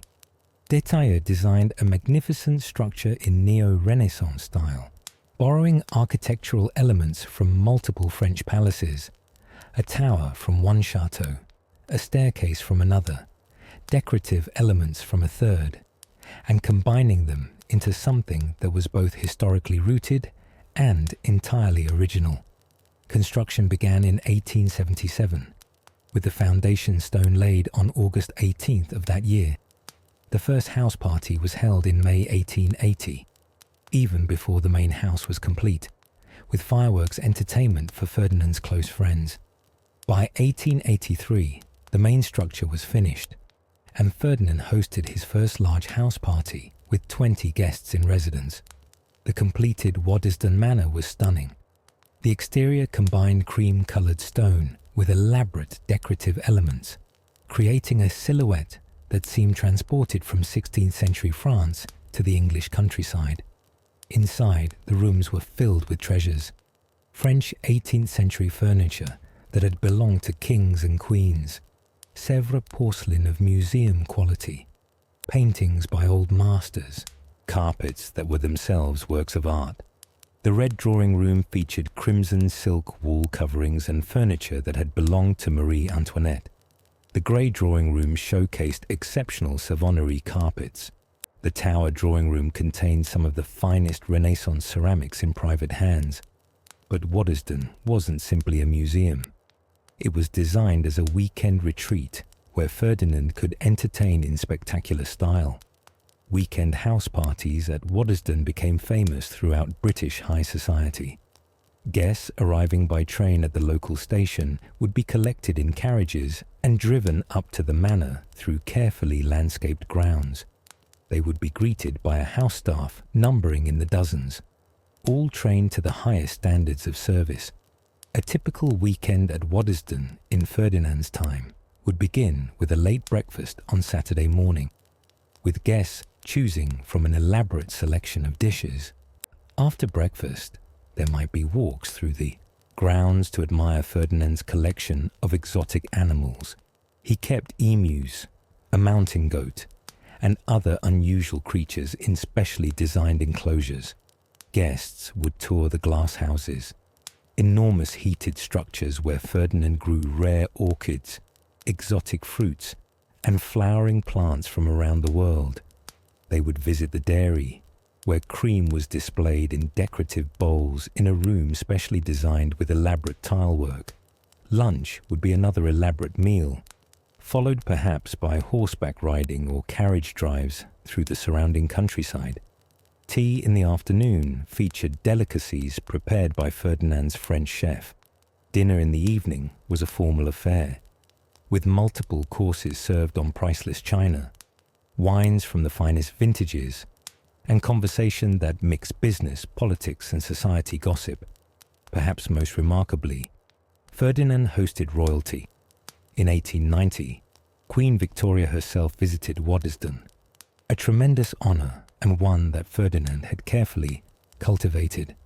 The Queen toured the house, admired the collections, took tea in the gardens, and departed declaring that the host had been as delightful as the place was beautiful. The Prince of Wales, later King Edward VII, visited multiple times, becoming a regular guest at Ferdinand's house parties. When Ferdinand died in 1898, childless, Waddesdon passed to his sister Alice. She proved an even more meticulous custodian than her brother. Alice was obsessed with order and cleanliness, instituting Miss Alice's rules for household management that became legendary for their stringency. Every piece of furniture had its precise location, marked on floor plans. Curtains were measured regularly to ensure they hadn't stretched. Oil drips from automobiles were captured in special trays to prevent any contamination of the driveways. Her standards were so exacting that they formed the basis for the conservation methods later adopted by the National Trust. Alice added to the collections, particularly French royal furniture and Sèvres porcelain, She competed with her male relatives in purchasing exceptional pieces at the great house sales of the era. At the famous Hamilton Palace sale of 1882, she, Ferdinand, and their cousin Edmund all bid against each other, driving up prices, but each securing magnificent pieces for their respective collections. After Alice's death in 1922, Waddesdon passed to James de Rothschild. Her great-nephew, James, and his wife Dorothy continued the tradition of maintaining and enhancing the estate. During World War II, Waddesdon served as a refuge for evacuated children from Croydon, the only time children lived in the house, which had been designed primarily for adult entertainment. In 1957, James bequeathed Waddesdon to the National Trust, along with a substantial endowment for its maintenance, the largest such endowment the Trust had ever received. This gift ensured that Waddesdon would remain intact and accessible to the public, preserving this example of 19th century Rothschild style for future generations. Dorothy oversaw the opening to public visitors in 1959 and managed the property until her death in 1988. Today, Waddesdon welcomes over 460,000 visitors annually, making it one of the National Trust's most popular properties. Visitors can tour the staterooms, walk through the gardens, visit the wine cellars, stocked with Rothschild wines naturally, and see Christmas decorations that have become famous for their creativity and scale. But Waddesdon is just one of many Rothschild architectural achievements. Across Europe, similar stories played out.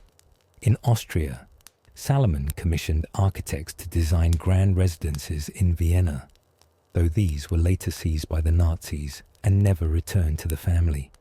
In Paris, James built a magnificent mansion that became the center of Parisian high society, hosting elaborate balls and receptions that were the envy of the French aristocracy. His descendants would build additional properties, including the extraordinary Château de Ferrières. Ferrières, located east of Paris, was perhaps even more spectacular than Waddesdon. Built for James's son Alphonse in the 1850s, it was designed by Joseph Paxton, the architect of London's Crystal Palace. The chateau featured a central great hall rising to a height of over 60 feet, with a glass roof that flooded the space with natural light. The stables could accommodate hundreds of horses. The grounds sprawled across thousands of acres, with formal gardens, woodlands, lakes, and hunting grounds. Ferrières became famous for its house parties, which brought together European aristocracy, political leaders, artists, and intellectuals. When Otto von Bismarck negotiated peace terms with France after the Franco-Prussian War of 1870-71, he used Ferrières as his temporary headquarters, a backhanded compliment to the chateau's magnificence, though one that the Rothschilds could hardly have enjoyed given the circumstances of enemy occupation. The British branch built multiple estates beyond Waddesdon. Nathaniel de Rothschild, Nathan's son, purchased Château Mouton in Bordeaux in 1853, renaming it Château Mouton Rothschild, beginning the family's deep involvement in fine wine. Lionel de Rothschild built Tring Park in Hertfordshire.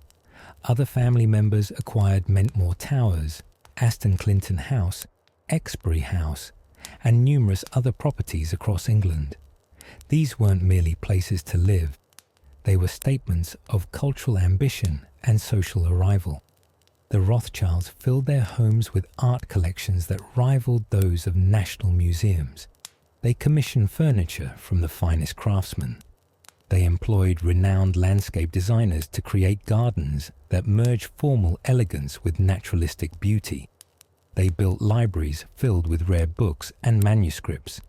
They created rooms specifically designed to display their collections of armor, ceramics, textiles, and scientific specimens. The architectural style that emerged from all this building became known as Le Goût Rothschild, the Rothschild taste. It combined neo-Renaissance architecture, lavish use of the finest materials, historically important furnishings, and an eclectic mixing of periods and styles that somehow worked because it was all done at such a high level of quality. A Rothschild room might combine 18th century French furniture with Renaissance paintings, Sèvres porcelain, Oriental carpets, and contemporary sculpture, and somehow the combination seemed not cluttered but magnificently rich. This style influenced broader architectural and decorative trends. Other wealthy families attempted to emulate the Rothschild look. Dealers and craftsmen developed specialties in providing the kinds of objects that filled Rothschild homes. The very concept of the grand country house as a repository for art and history, not just a residence, was shaped significantly by Rothschild. Example: beyond private residences, the family funded public buildings. In Frankfurt, they supported construction of hospitals, schools, and community centers. In Vienna, they contributed to municipal projects. In London, they funded public parks and facilities. In Israel, as we'll explore later, they would finance some of the young nation's most important public buildings, including the Knesset and Supreme Court. Many of these properties have remarkable stories. Some were confiscated by Nazis during World War II, a tragic chapter we'll address later, and never fully recovered. Others passed to the National Trust or were sold to new owners.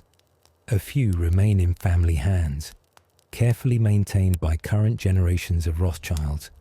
What's striking is not just the number of properties or their magnificence, but what they represented. These houses were proof that the family who had emerged from Frankfurt's Jewish ghetto had not merely acquired wealth, but had achieved something far more difficult: cultural legitimacy. When Queen Victoria visited Waddesdon, when European royalty attended balls at Ferrières, when British prime ministers were guests at Rothschild country estates, it confirmed that the family had transcended their origins and established themselves not just as rich, but as cultivated, tasteful, and worthy of acceptance in the highest circles. Yet there remained an edge to this acceptance. Anti-Semites mocked what they saw as Jewish nouveau riche pretensions. Critics suggested that no amount of art collecting could give Jews true cultural refinement. Some aristocrats attended Rothschild events while privately expressing disdain for their hosts. The family's architectural achievements were both a triumph over prejudice and a reminder that prejudice persisted despite their success. But the houses endure, magnificent testaments to vision, taste, and a determination to create beauty that would outlast the generation that built them. Visitors to Waddesdon today, walking through rooms filled with treasures, strolling through gardens designed with such care, can glimpse what the Rothschilds achieved: not just wealth, but a lasting contribution to European culture and heritage. As you rest now, imagine those grand rooms, the afternoon light filtering through French windows, priceless paintings on silk-covered walls, gardens stretching toward distant woodlands, and at the center of it all, a family that had risen from nothing to create something that would last for centuries. Let that vision of beauty and permanence carry you gently into sleep. Among the Rothschild family's many business ventures, their involvement in fine wine stands out as particularly appropriate for a family that had always appreciated the finer things in life. The story of Rothschild wine begins in 1853 and continues to the present day, a saga that transformed Bordeaux viticulture and established the family name as synonymous with excellence in winemaking. The story begins with Nathaniel de Rothschild, son of Nathan, the powerful London banker.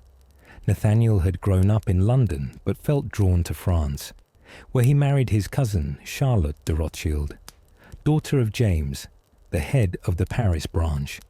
In 1853, while living in Paris, Nathaniel learned that Château Mouton, a wine estate in the Pauillac region of Bordeaux, was available for purchase.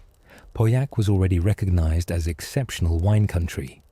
The region's gravelly soil, moderate climate, and proximity to the Gironde estuary created ideal conditions for growing the Cabernet Sauvignon grapes that produce Bordeaux's most prestigious wines. Château Mouton had a history stretching back centuries, though by 1853 it had fallen into some disrepair under its previous owner, Isaac Thuré, who was selling it for less than he had paid for it decades earlier. Nathaniel saw potential. He purchased the estate and promptly renamed it Château Mouton Rothschild, following the custom of adding the new owner's name. He began the necessary work of replanting vineyards and renovating facilities, investing the capital needed to restore the estate to first-class condition. In 1868, not to be outdone by his nephew, James de Rothschild, head of the Paris branch, purchased the neighbouring Château Lafite, one of the 4 properties that had been classified as Premier Cru, first growth, in the famous 1855 Bordeaux classification. This classification had ranked Bordeaux estates by quality, with just 4 properties receiving the highest Premier Cru designation. Lafite was one of these elite 4. For James, purchasing Lafite was both an excellent investment and a statement. The Rothschilds were now players in the most prestigious segment of French viticulture. Thus began a friendly rivalry between the 2 Rothschild branches that would last for generations. Mouton and Lafite, side by side on the slopes of Pauillac, both under Rothschild ownership, but operated independently, competing to produce the finest wines, each trying to outdo the other in quality, prestige, and success. But Château Mouton Rothschild faced a problem. Despite the quality of its wines, despite the improvements Nathaniel had made, despite the Rothschild name and capital backing the estate, Mouton had not been included among the Premier Cru estates in the 1855 classification. It had been ranked as second growth, still prestigious, but a clear tier below the elite 4. This rankled. Everyone knew that Mouton's wines competed on quality with the Premier Cru estates. Market prices for Mouton wines often equaled or exceeded those of some Premier Cru properties. But the classification was official, and it mattered. Nathaniel died in 1870, but Château Mouton Rothschild passed through the family. And then, in the early 20th century, it came under the management of a man who would transform both Mouton specifically and Bordeaux wine generally, Baron Philippe de Rothschild. Philippe, born in 1902, was Nathaniel's great-grandson. He was brilliant, energetic, innovative, and utterly determined that Château Mouton Rothschild would be recognized as the equal of any Premier Cru estate. When he took control of Mouton in the 1920s, still in his early 20s, he began implementing revolutionary changes. His first major innovation came in 1924, when Philippe decided that Mouton would be the first Bordeaux chateau to bottle all its wine at the property itself. This might not sound revolutionary today, but in the 1920s, it was radical. Most Bordeaux estates sold their wine in barrels to negociants, wine merchants, who then bottled and sold it under their own labels. This system gave negociants control over quality and allowed for potential fraud, with inferior wines sometimes sold under prestigious chateau names.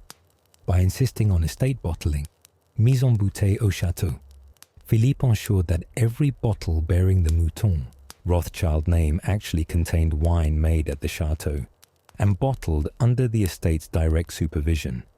He commissioned a special label designed by Cubist artist Jean Carlu to mark this innovation, beginning what would become one of Mouton's most famous traditions.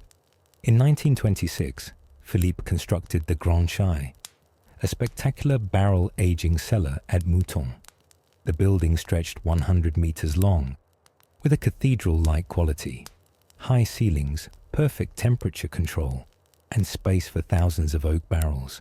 It was both functional and beautiful, designed to impress visitors, while providing ideal conditions for aging wine.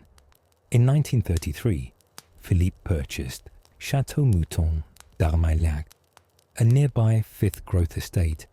This came with a Negociant business that Philippe renamed Baron Philippe de Rothschild SA, establishing a commercial operation that would eventually market Rothschild wines globally and launch successful branded wines accessible to broader markets.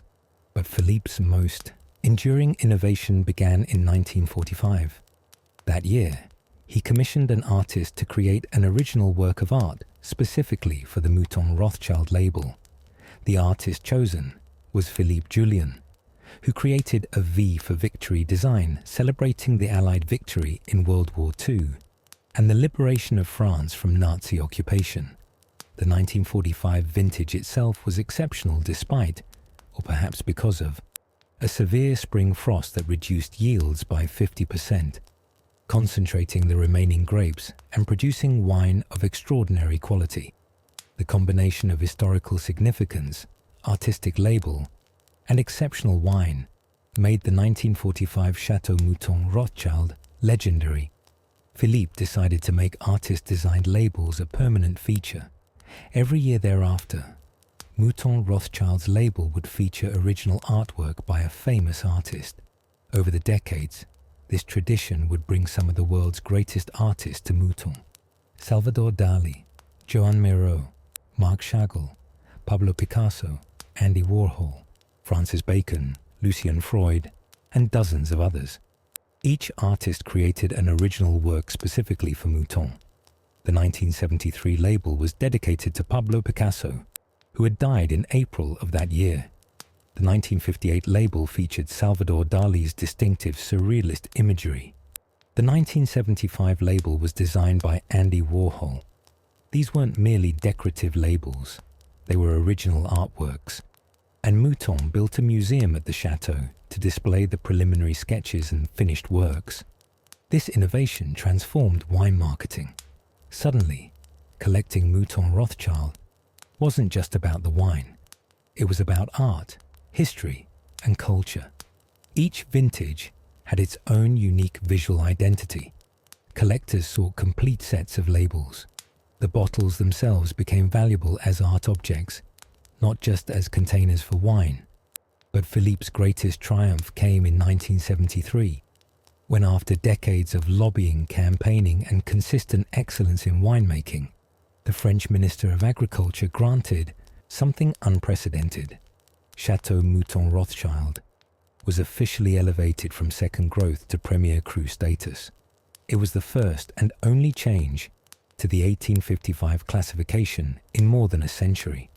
This elevation was a monumental achievement. The classification had been considered immutable, a historical document that reflected 1855 market prices and couldn't be changed. But Philippe had proven through decades of consistent quality that Mouton deserved premier cru status. And finally, the French government agreed.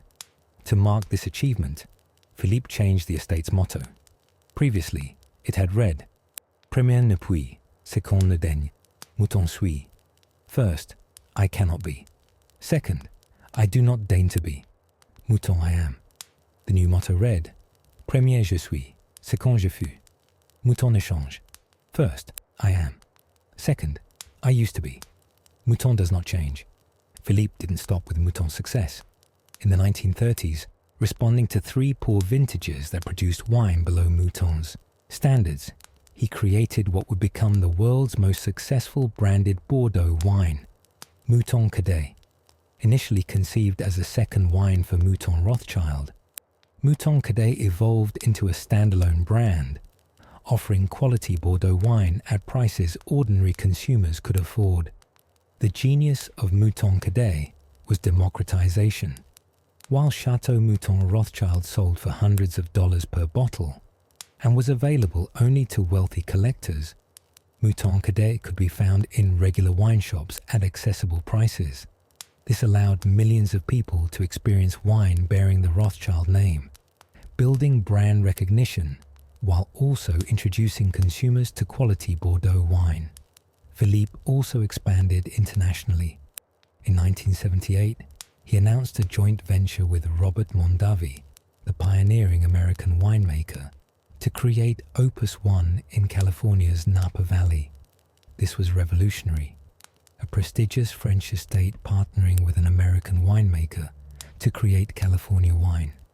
Opus 1 combined Bordeaux expertise with California terroir, producing wine that earned international acclaim and helped establish Napa Valley as a world-class wine region. In 1997, Philippe's daughter Baroness Philippine de Rothschild, who had taken over after her father's death in 1988, launched another international venture, Almaviva in Chile, partnering with the Chilean winery Concha y Toro. This premium Chilean wine quickly earned recognition as one of South America's finest, demonstrating that the Rothschild approach to winemaking could succeed in new world wine regions. Meanwhile, Château Lafite Rothschild, under the management of the French branch of the family, pursued its own path to excellence. After World War II, Baron Edmond de Rothschild led extensive restoration of Lafite's vineyards, which had suffered neglect during the war.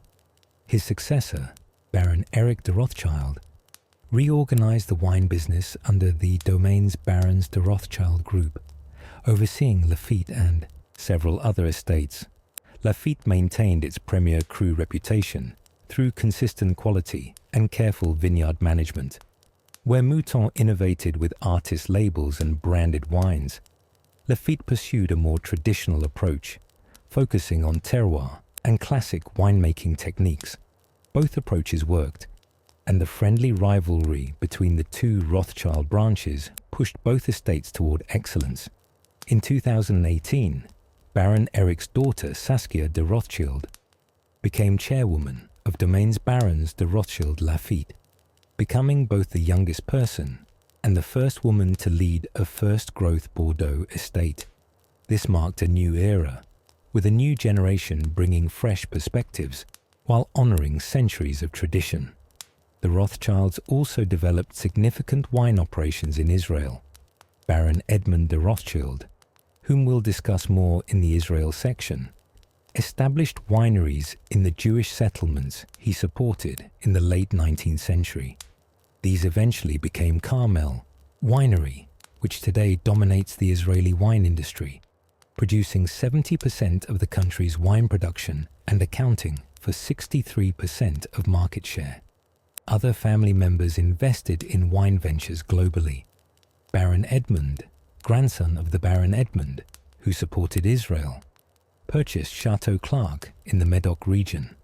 Benjamin de Rothschild developed vineyards in Argentina. Various family members supported wine projects in South Africa, Austria, and other wine regions. The Rothschild approach to winemaking reflected the family's broader business philosophy: invest for the long term, never compromise on quality, build reputation through consistent excellence, and combine tradition with willingness to innovate when innovation serves quality. Vineyard management at Rothschild estates is meticulous. Vines are carefully tended throughout the growing season. Harvest timing is determined by extensive sampling and tasting, waiting until grapes reach optimal ripeness. Yields are controlled, sacrificing quantity for quality. Modern technology is employed where it improves quality, but traditional methods are maintained where they produce better results. Winemaking combines art and science. Fermentation is closely monitored. Aging in oak barrels is precisely controlled, with the type of oak, the age of barrels, and the duration of aging all carefully chosen to enhance specific characteristics. Blending different grape varieties, Cabernet Sauvignon, Merlot, Cabernet Franc, Petit Verdot, is done with exacting attention to creating balanced, complex wines. The results speak for themselves. Château Mouton Rothschild and Château Lafite Rothschild regularly receive scores of 95+ points from wine critics. Exceptional vintages can score perfect 100 points. Bottles from legendary vintages 1945, 1959, 1961, 1982, 1986, 2000, 2010 sell for thousands of dollars. At auction, rare vintages have sold for prices exceeding $100,000 per bottle. But the Rothschild wine legacy isn't just about expensive bottles for wealthy collectors.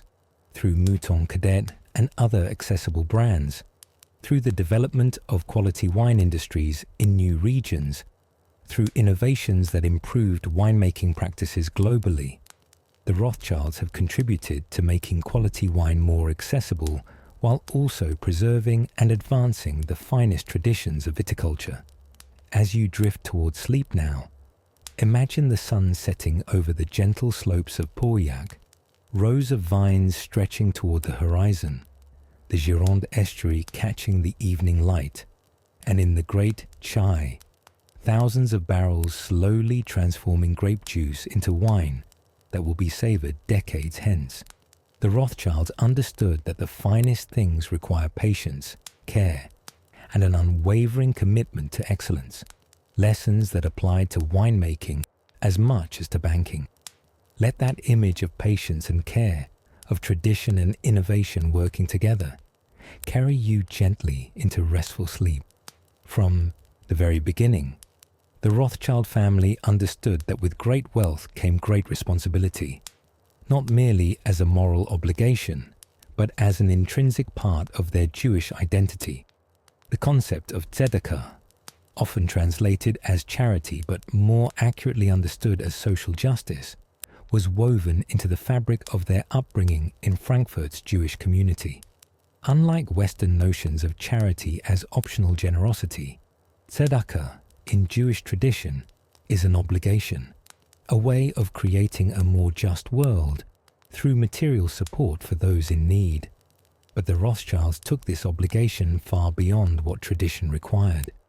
Over nearly 2 centuries, they created a philanthropic legacy that touched millions of lives, supported the development of the Jewish state, advanced medical research, funded educational institutions, built social housing for the poor, and preserved cultural heritage across Europe and beyond.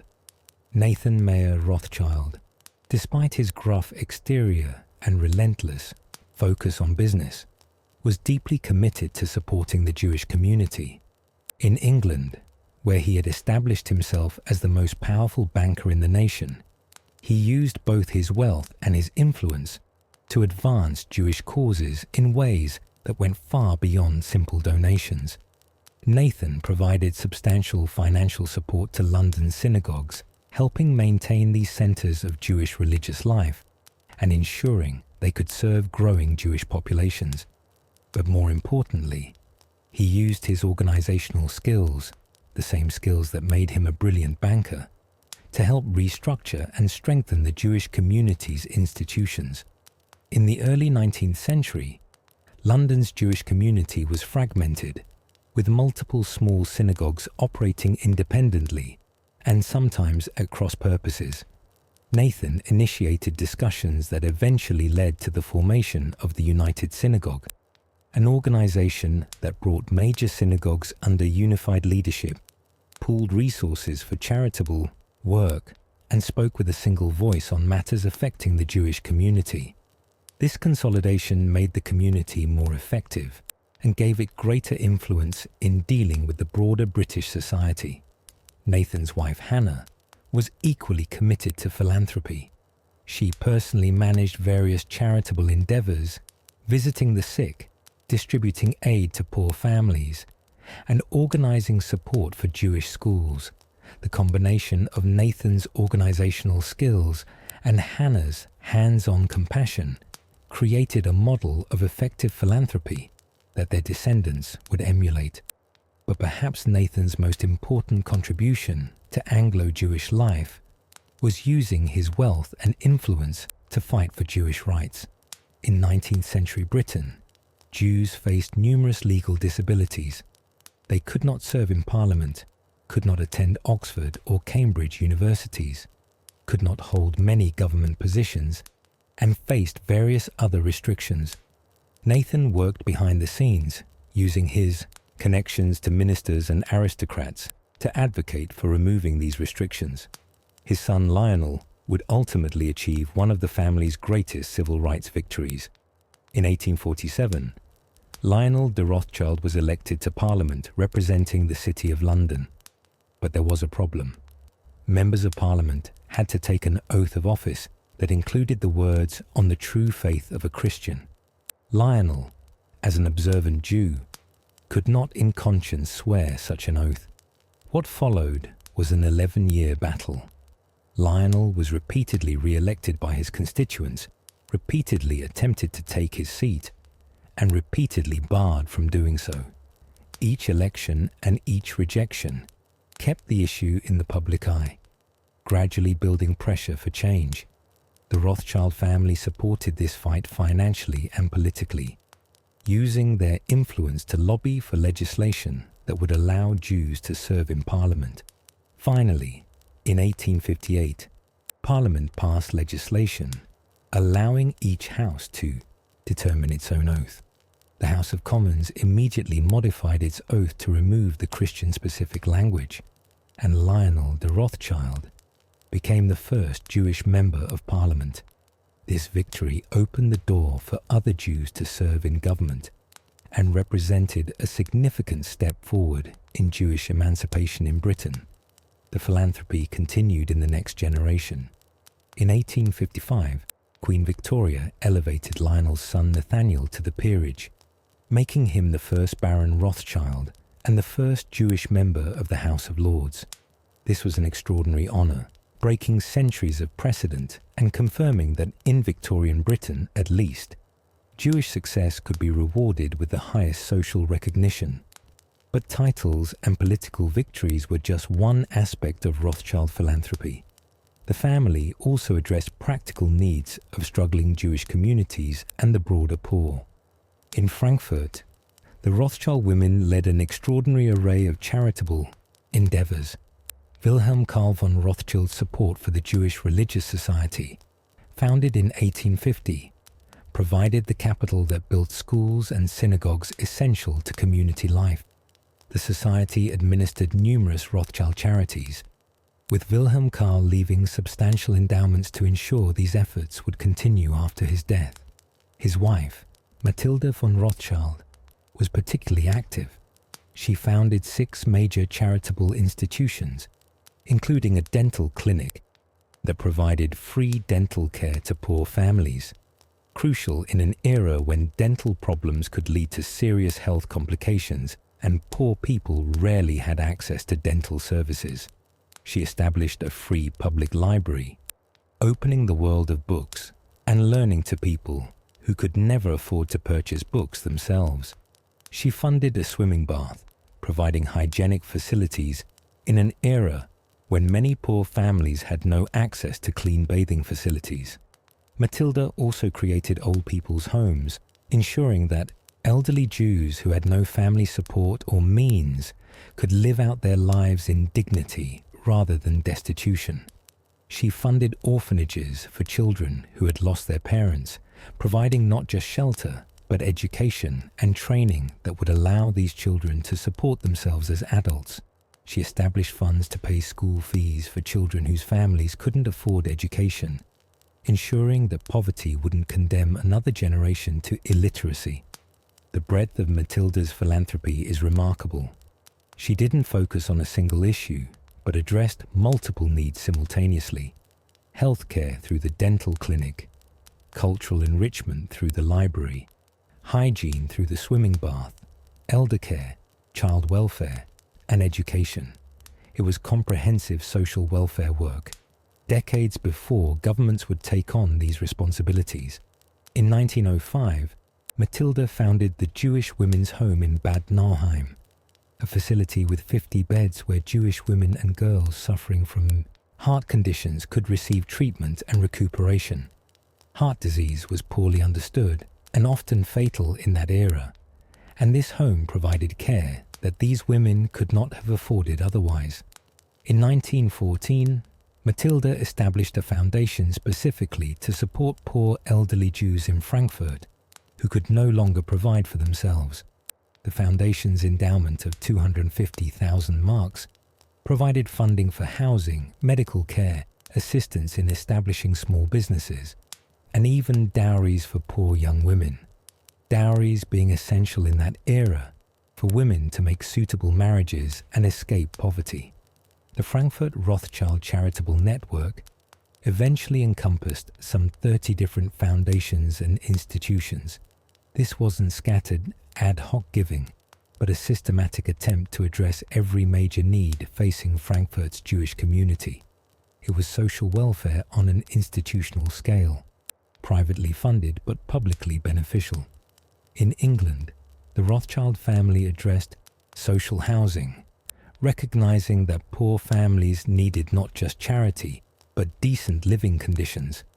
In 1885, the 4% Industrial Dwellings Company Limited was established with substantial Rothschild funding. The name reflected its business model. It would provide social housing while paying investors a modest 4% return, proving that housing the poor could be done sustainably without requiring endless charitable donations. The dwellings constructed under this program were revolutionary for their time. They included running water, proper sanitation, adequate ventilation, and fireproofing, features that were standard in middle-class housing, but rare in housing affordable to the working poor. The buildings were designed to be both functional and dignified, avoiding the grim, prison-like atmosphere that characterized much poor housing of the era. This wasn't merely charity. It was a recognition that decent housing was a right, not a privilege, and that it was possible to provide such housing sustainably. The 4% model influenced housing reform across Britain and internationally, demonstrating that public benefit and financial sustainability could coexist. In Paris, James de Rothschild and his wife Betty established similar social housing initiatives through the Rothschild Foundation. They also became leading patrons of the arts, supporting struggling artists, funding theatrical productions, and collecting art in ways that supported living artists, not just established masters. Betty was particularly known for her support of musicians, providing stipends that allowed promising young composers and performers to develop their talents without worrying about immediate financial survival. The Rothschilds also supported medical research and healthcare. They funded hospitals and clinics, not just for Jews, but for the general population. The Jews' Hospital and Orphan Asylum in London, whose foundation stone was laid by Sir Anthony de Rothschild in 1861, before a crowd of over 2,000 people, provided medical care and social services to London's poor Jewish population. It merged medical care with social support, recognizing that health depends not just on treating illness, but on addressing the social conditions that contribute to disease. During crises, the Rothschilds responded with immediate aid. In 1847, when famine struck Ireland and Scotland, Lionel de Rothschild established the British Relief Association, organizing donations and managing their distribution. The Rothschilds contributed substantial sums themselves, while also using their reputation to encourage others to give, leveraging their own donations to multiply the total aid available. The family also supported education at every level. They funded Jewish schools that provided both religious education and secular subjects, preparing children for success in modern economies while maintaining their connection to Jewish tradition. They endowed university chairs and research positions, advancing academic work in fields ranging from medicine to history to literature. Individual family members developed their own philanthropic interests. Some focused on scientific research, funding expeditions and studies in fields like zoology, botany, and archaeology. Others supported the arts, funding museums, galleries, and cultural institutions. Many combined multiple interests, recognizing that human flourishing requires attention to physical needs, intellectual development, cultural enrichment, and spiritual fulfillment. The Rothschild approach to philanthropy was distinctive. They didn't simply write checks and walk away. They involved themselves deeply in the organizations they supported, serving on boards, providing business expertise, ensuring that funds were used effectively. They built lasting institutions, not just short-term relief programs. They addressed root causes, not just symptoms, and they combined Jewish particularism, caring for their own community, with universalism, supporting causes that benefited all humanity. This philanthropic tradition wasn't just about the founders. Each generation renewed and expanded it. Children were raised to understand that wealth brought responsibility. They were taught to involve themselves in charitable work from young ages. They were given allowances and encouraged to decide how to distribute portions to worthy causes, learning philanthropic decision-making as children, so it would be second nature as adults. Some criticized the Rothschilds' philanthropy as self-serving, suggesting they gave primarily to buy social acceptance or to feel superior to those they helped.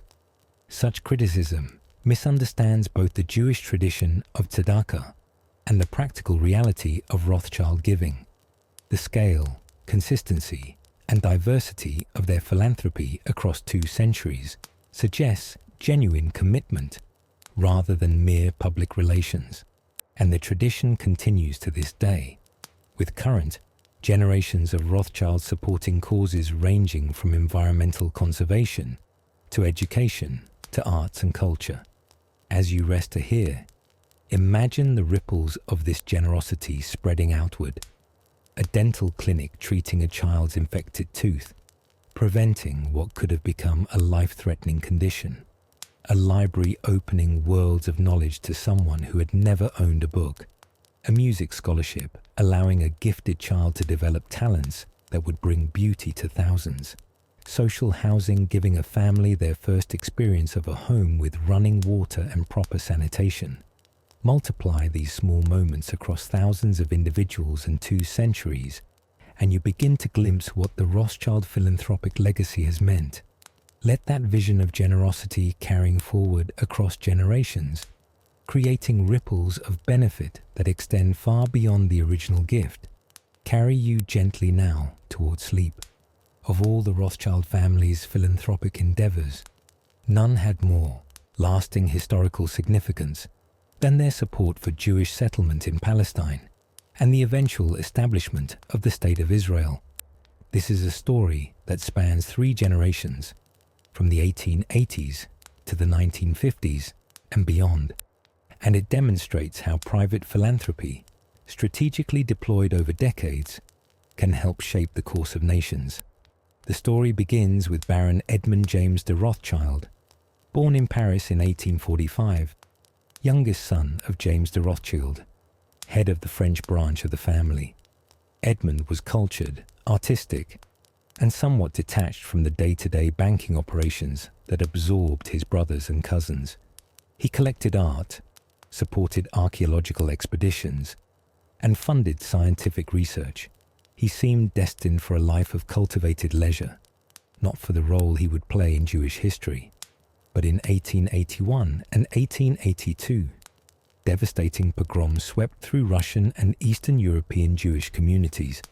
These pogroms, violent mob attacks on Jewish neighborhoods, left thousands dead and many more homeless and destitute. They were organized with at least tacit government approval, representing not random violence, but systematic persecution. Jews throughout the world were horrified. The pogroms convinced many Eastern European Jews that they could no longer safely remain in the Russian Empire and surrounding territories. Some emigrated to Western Europe, some to America, but some, inspired by early Zionist ideas, decided to try establishing agricultural settlements in Palestine, then part of the Ottoman Empire.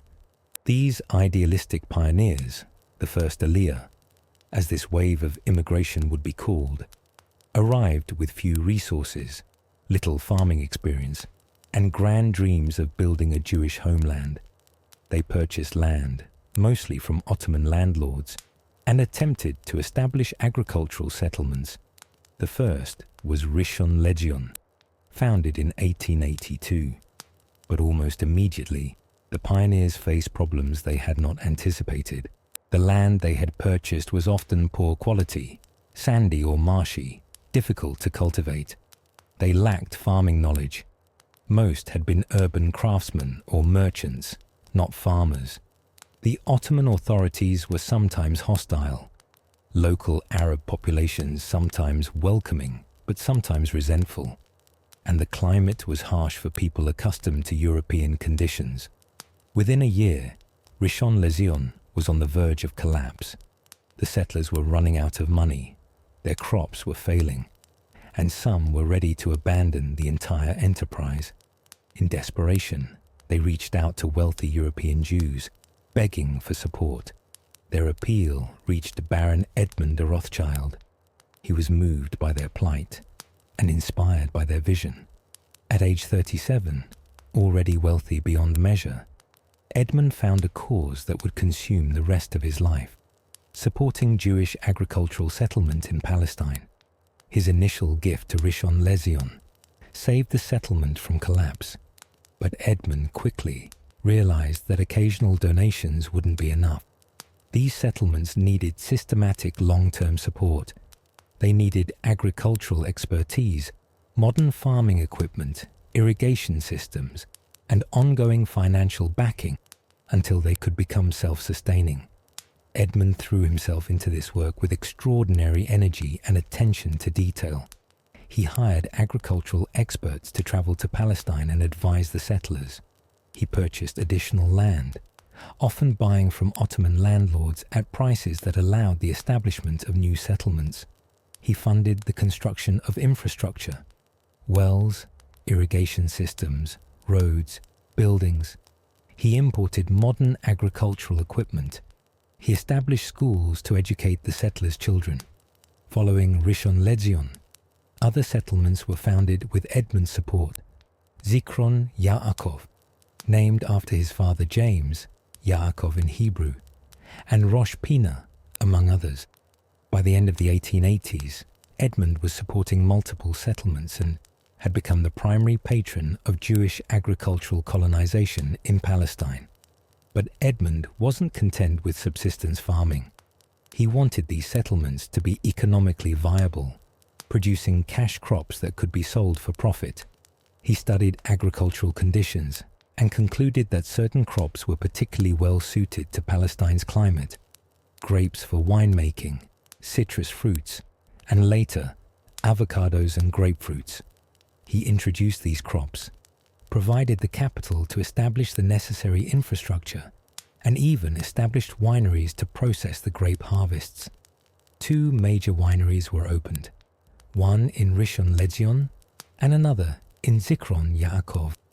These weren't small operations, but substantial industrial facilities capable of processing large grape harvests and producing wine that could compete in international markets.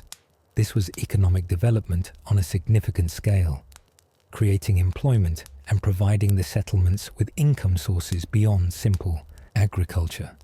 In 1887, Edmund visited Palestine for the first time to inspect the colonies personally.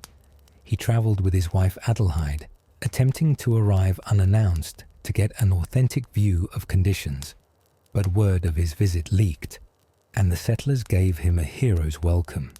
He was, after all, the man who had saved their settlements, the benefactor whose support made their dreams possible. Edmund toured the settlements, spoke with the farmers, inspected the facilities, and assessed what was working and what needed improvement. He was both pleased with the progress and concerned about ongoing challenges.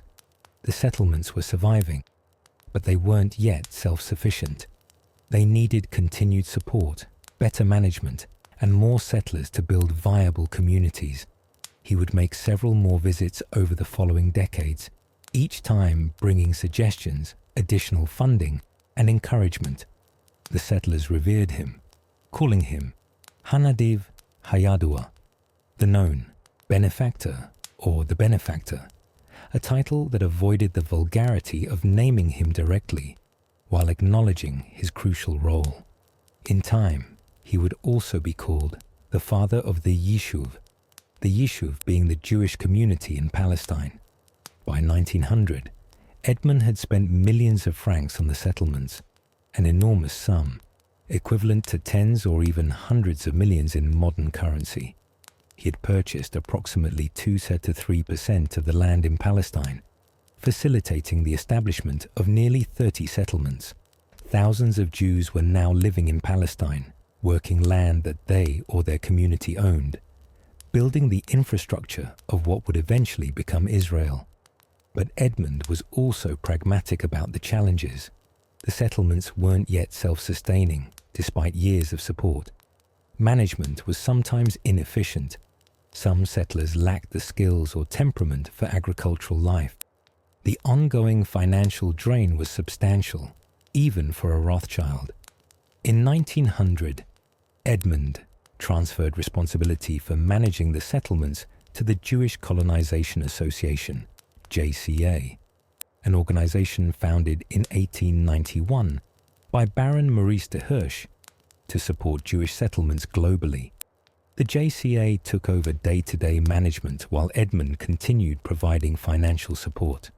This arrangement lasted until 1924, when Edmond's son James reorganized the Palestinian operations as the Palestine Jewish Colonization Association, PICA, which continued the work under family direction. Under PICA, the settlements expanded dramatically. The organization acquired more than 125,000 acres of land and established numerous business ventures to make the settlements economically viable. PICA operated through the 1920s, 1930s, and 1940s, during the critical period when the Jewish community in Palestine was growing from tens of thousands to hundreds of thousands, building the economic and social infrastructure that would support eventual statehood. Meanwhile, another branch of the Rothschild family was making a different but equally important contribution to the Zionist cause: political support in Britain. Lord Walter Rothschild, of the British branch, was a zoologist by training and passion. He would eventually become famous for his extraordinary collection of zoological specimens and his work in natural history. But he was also involved in Zionist politics, serving as a leader of the British Zionist Federation and maintaining relationships with Chaim Weizmann, the brilliant chemist and charismatic Zionist leader who would eventually become Israel's first president. During World War I, the British government was considering how to win Jewish support for the war effort, while also positioning itself favorably in the post-war Middle East. Weizmann, serving as a chemical consultant to the British military, had become personally acquainted with several British political leaders, including future Prime Minister David Lloyd George and Foreign Secretary Arthur James Balfour. James de Rothschild and his wife Dorothy, members of the French branch living in Britain during the war, were also involved in these discussions. Through their social connections and political influence, they helped bring Weizmann together with British policymakers, facilitating conversations that would lead to one of the most important documents in Zionist history. On November 2, 1917, British Foreign Secretary Arthur James Balfour sent a letter to Lord Walter Rothschild, who represented the Zionist Federation. The letter, which became known as the Balfour Declaration, stated, "His Majesty's government view with favour the establishment in Palestine of a national home for the Jewish people, and will use their best endeavours to facilitate the achievement of this object." The Balfour Declaration was addressed to a Rothschild and delivered through Rothschild connections, because the family had become synonymous with both Jewish leadership and British influence. It was a crucial moment. A major world power had officially endorsed the concept of a Jewish homeland in Palestine. The declaration didn't create Israel. That would require 3 more decades of struggle, immigration, development, and eventually a war of independence.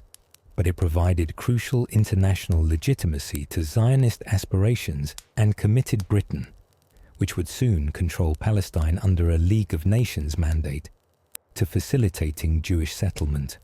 Baron Edmond de Rothschild died in Paris in 1934, having spent more than 50 years supporting Jewish settlement in Palestine. His legacy included nearly 30 settlements, approximately 500,000 dunams, 125,000 acres, of land purchased and developed, wineries that employed thousands, agricultural innovations that transformed Palestinian farming, and a model of private philanthropy supporting national aspirations. But his story wasn't quite over. In his will, Edmond had expressed a wish to be buried in Palestine. In 1954, 20 years after his death, the State of Israel arranged for Baron Edmond and his wife Adelheid to be reinterred in Israel. Their remains were transported aboard an Israeli naval vessel, met at the port of Haifa with a 19-gun salute, the honor normally reserved for heads of state.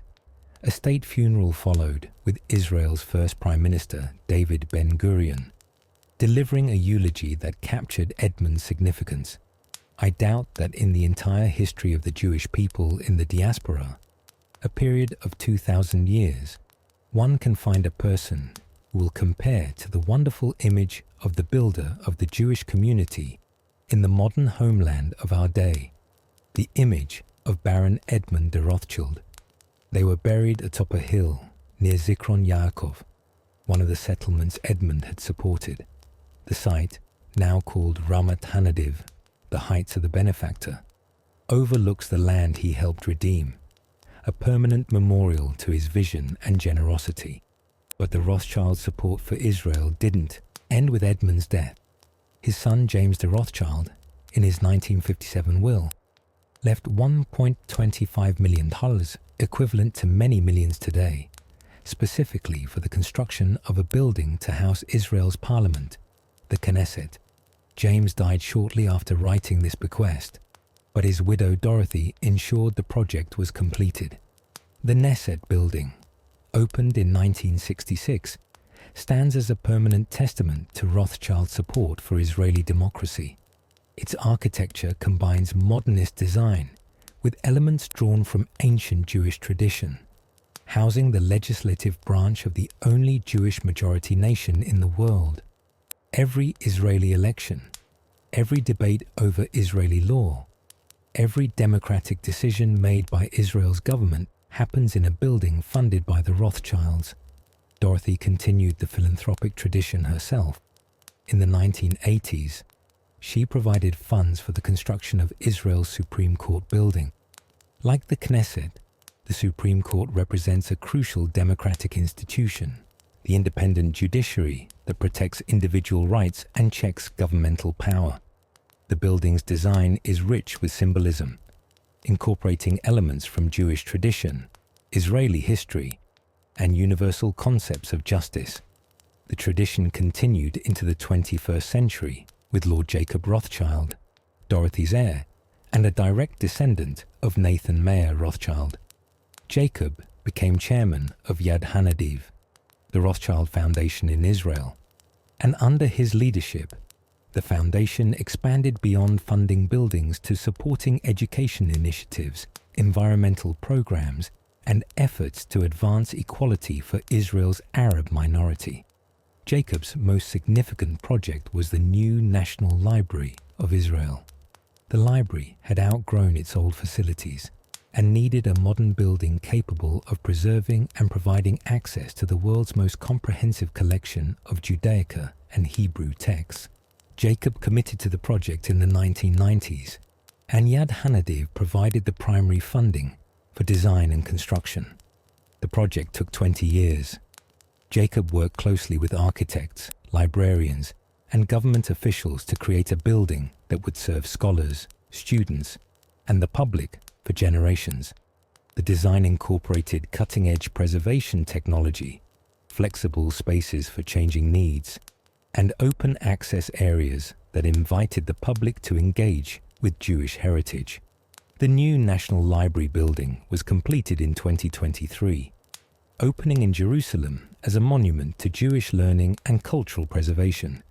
Tragically, Jacob died in February 2024, just months after the building's opening, never seeing it in full operation, but knowing that his 2-decade commitment had been fulfilled. At the building's groundbreaking ceremony in 2016, Jacob had explained his motivation. For 2,000 years our treasured books were scattered, with no geographic center of gravity. Now at long last, these volumes, as well as those yet to be written, together with a wide range of other collected materials, are to have a permanent home and one where it should be, in the heart of Jerusalem. The Rothschild contribution to Israel is extraordinary in scope and longevity. From the 1880s to the 2020s, nearly 150 years, the family supported Jewish settlement, economic development, cultural institutions, and democratic governance.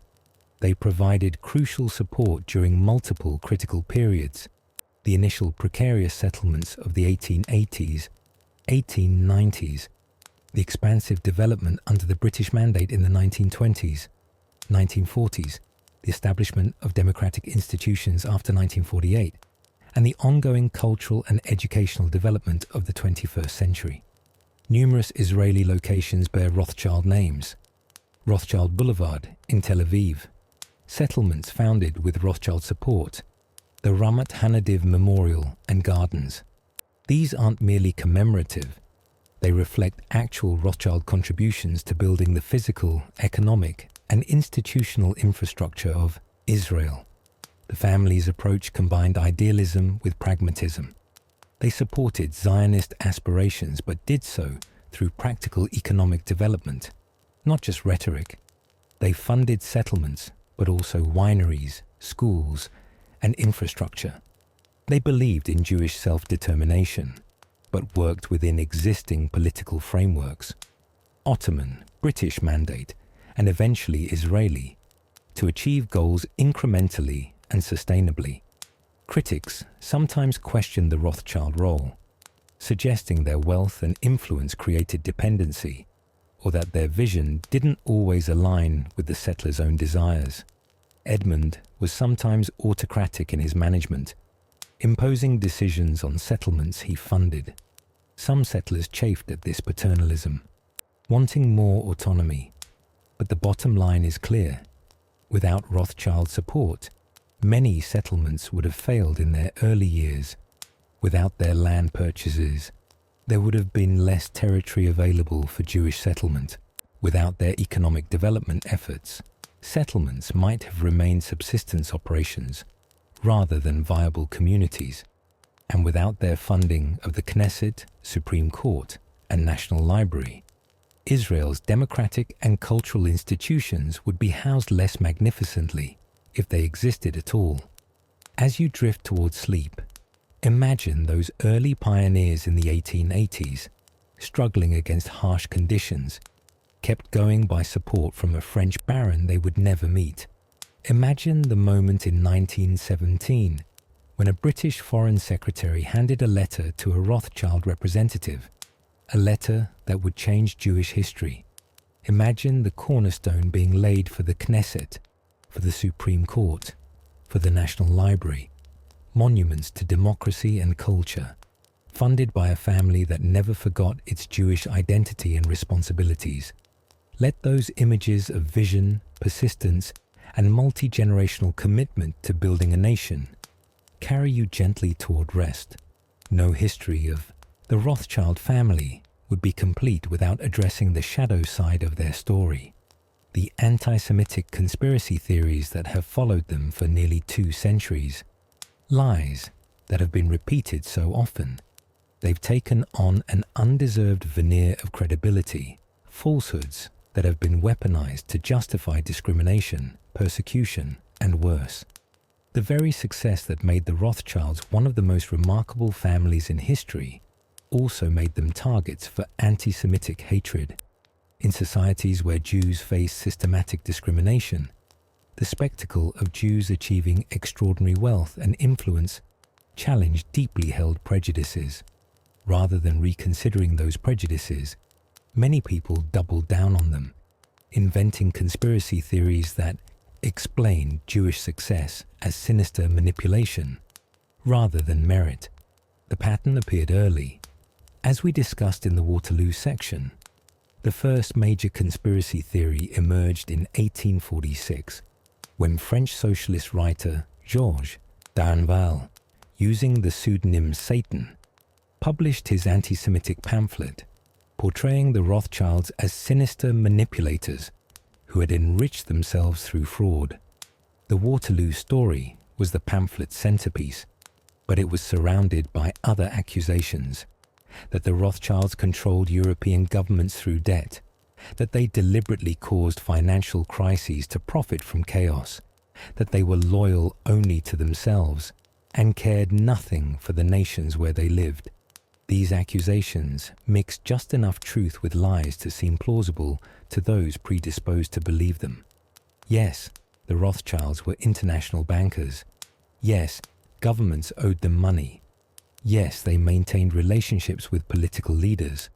But the pamphlet twisted these facts, portraying normal banking operations as sinister conspiracies, routine business relationships as corrupt manipulation, and the family's international character as evidence of disloyalty. The pamphlet was translated into multiple languages and widely distributed across Europe.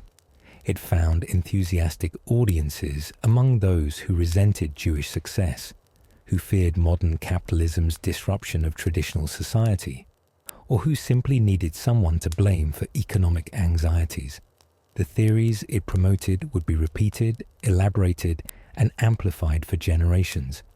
In the late 19th century, as European anti-Semitism intensified, the Rothschild conspiracy theories became more elaborate and more vicious. Some accused them of orchestrating wars to profit from lending to both sides, a particularly cruel inversion of reality, given that the family generally avoided financing wars and preferred stable peace that allowed commerce to flourish. Others claimed they controlled the press, manipulated gold prices, and secretly governed entire nations. The Russian Empire, where violent anti-Semitism was official policy and pogroms were common, became a particularly fertile ground for anti-Rothschild propaganda. The notorious anti-Semitic forgery, the Protocols of the Elders of Zion, fabricated by Russian secret police around 1903, portrayed a Jewish conspiracy to dominate the world. While the protocols didn't focus specifically on the Rothschilds, the document's descriptions of Jewish financial manipulation drew heavily on existing Rothschild conspiracy theories. The protocols were quickly exposed as fraudulent. They were plagiarized from an unrelated French political satire and clumsily adapted to serve anti-Semitic purposes. But despite this exposure, the protocols circulated globally, translated into dozens of languages, republished in edition after edition. They influenced Henry Ford, the American industrialist, who published anti-Semitic articles in his newspaper, the Dearborn Independent, in the 1920s, articles that specifically cited the Rothschilds as alleged examples of Jewish financial manipulation. In Germany, anti-Semitism found its most horrific expression in Nazi ideology. The Nazis built their entire worldview around racial anti-Semitism, portraying Jews as both inferior and dangerous, weak parasites who nonetheless somehow controlled the world. This contradictory portrayal required enemies who could be simultaneously despised and feared, and the Rothschilds served this purpose perfectly. In 1940, the Nazi propaganda ministry produced a feature film titled Die Rothschilds, Aktien of Waterloo, The Rothschilds, Shares at Waterloo. Directed by Erich Waschneck, this film dramatized the invented Waterloo story we discussed earlier, portraying Nathan Rothschild as a scheming Jewish manipulator who enriched himself through fraud while Christian Britons suffered. The film was expertly produced propaganda, combining historical settings and costumes with a narrative designed to provoke hatred.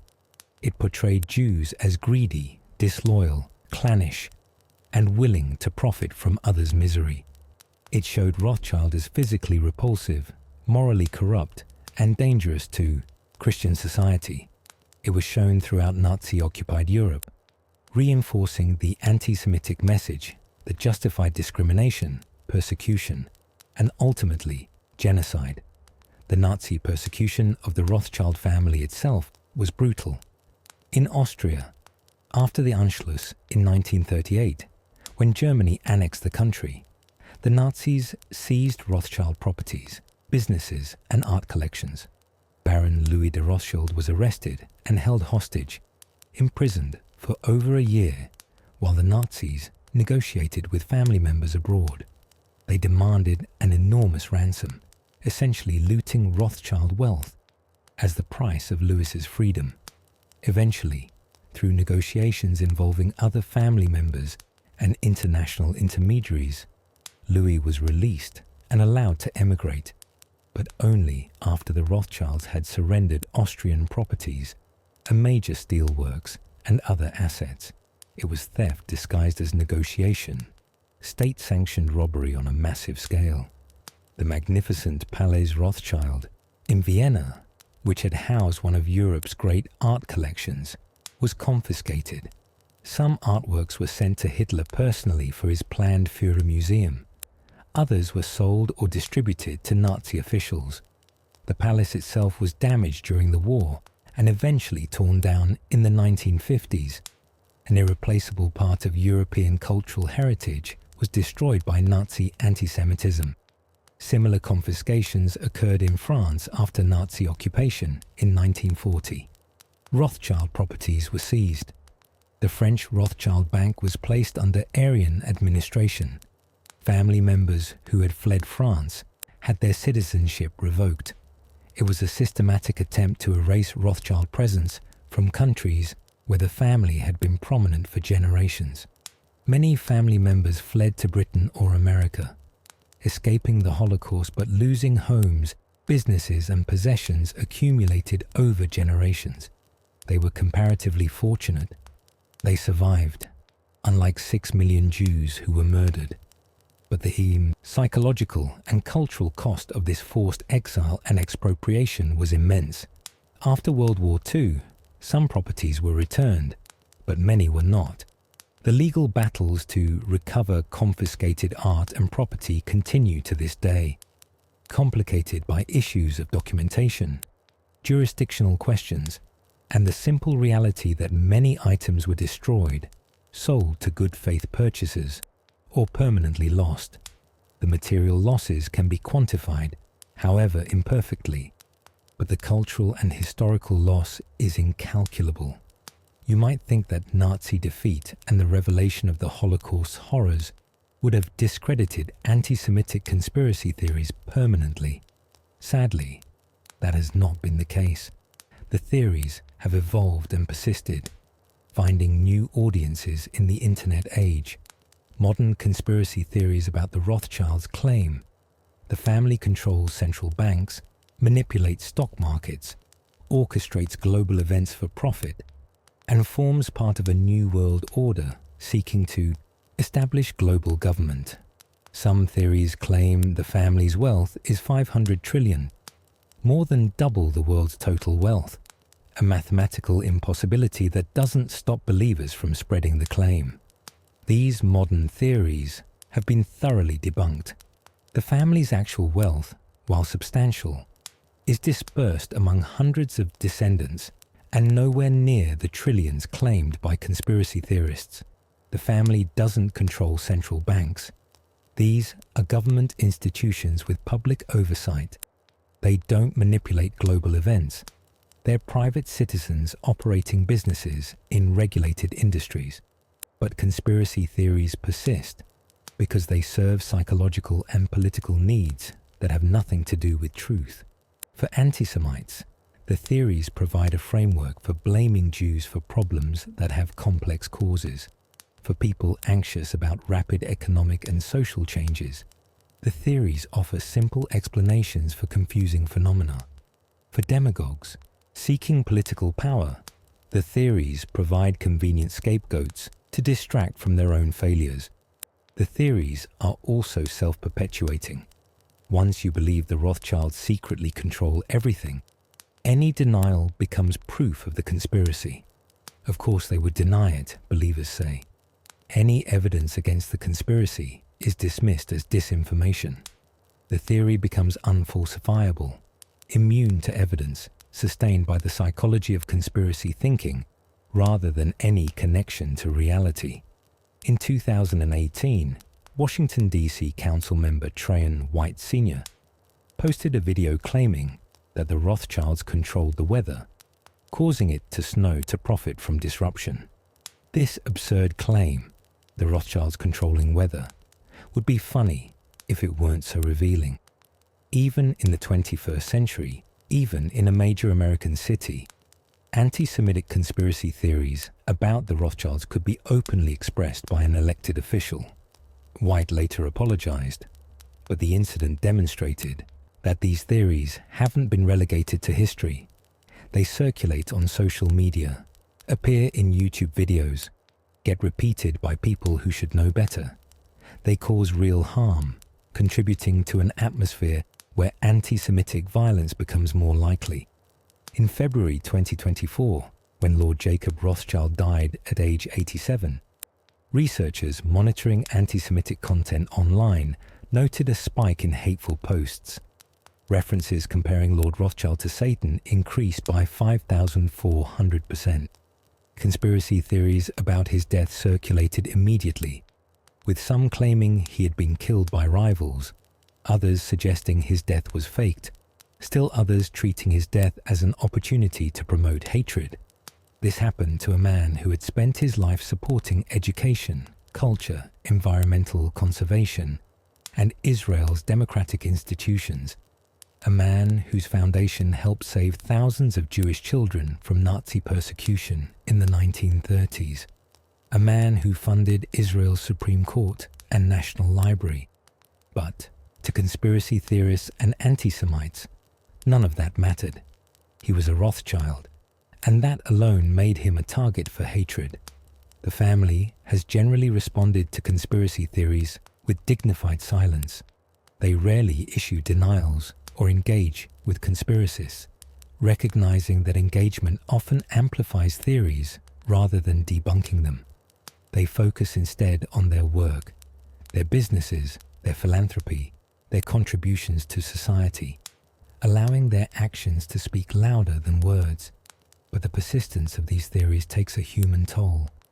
Imagine being a young Rothschild, growing up knowing that your family name appears in hateful conspiracy theories, that people you've never met blame your ancestors for everything from wars to economic crises, that your name itself is used as shorthand for sinister Jewish influence.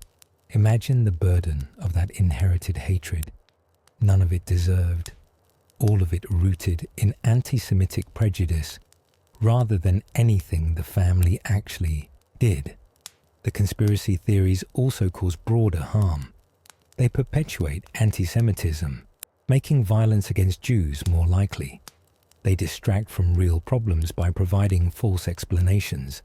They undermine trust in institutions by suggesting hidden manipulation behind legitimate organizations.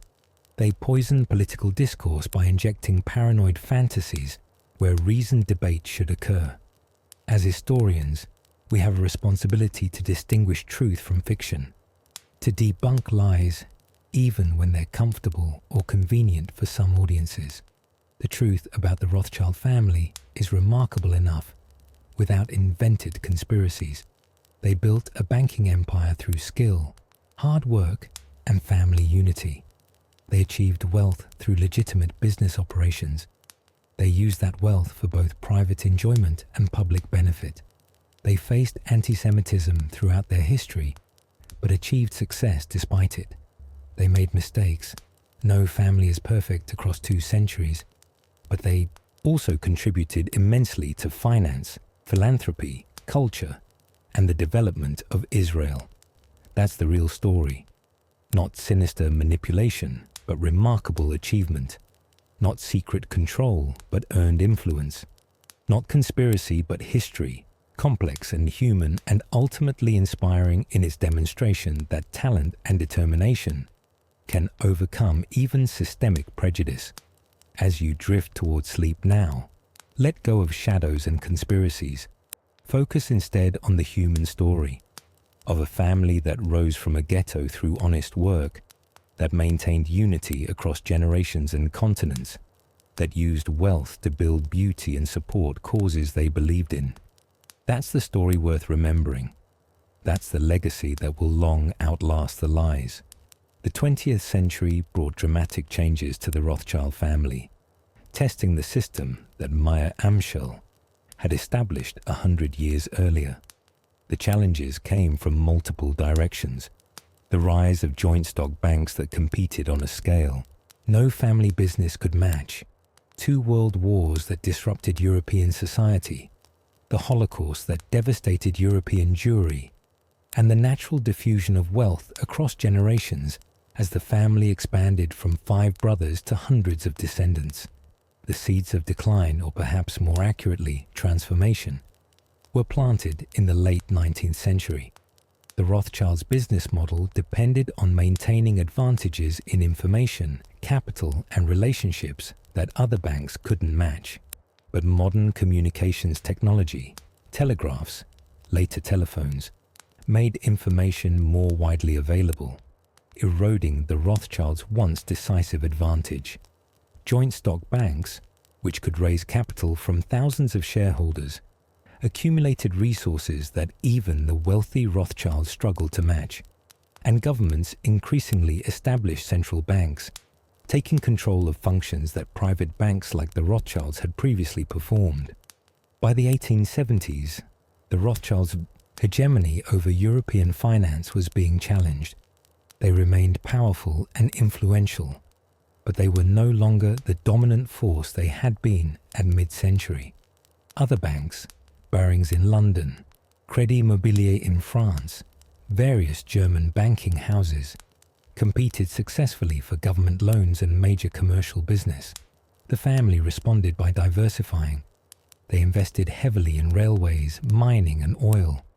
They expanded their wine operations. They continued government lending but no longer monopolized it. They adapted, maintaining profitability if not dominance. Wealth continued accumulating, though perhaps not at the explosive rates of earlier decades. Then came World War I, which devastated Europe and challenged the international character that had been the Rothschilds' strength. The family suddenly found itself split across enemy lines. French Rothschilds on one side, Austrian and German Rothschilds on the other. British Rothschilds torn between family loyalty and national identity. The war disrupted business operations. International transactions became difficult or impossible. Governments imposed controls on capital movements. Nationalism intensified, making the Rothschilds' international character seem suspect rather than advantageous. Some family members served in the militaries of their respective countries, fighting on opposite sides of the same conflict. The Austrian branch particularly suffered. The Austro-Hungarian Empire collapsed after the war, replaced by smaller successor states with uncertain political futures.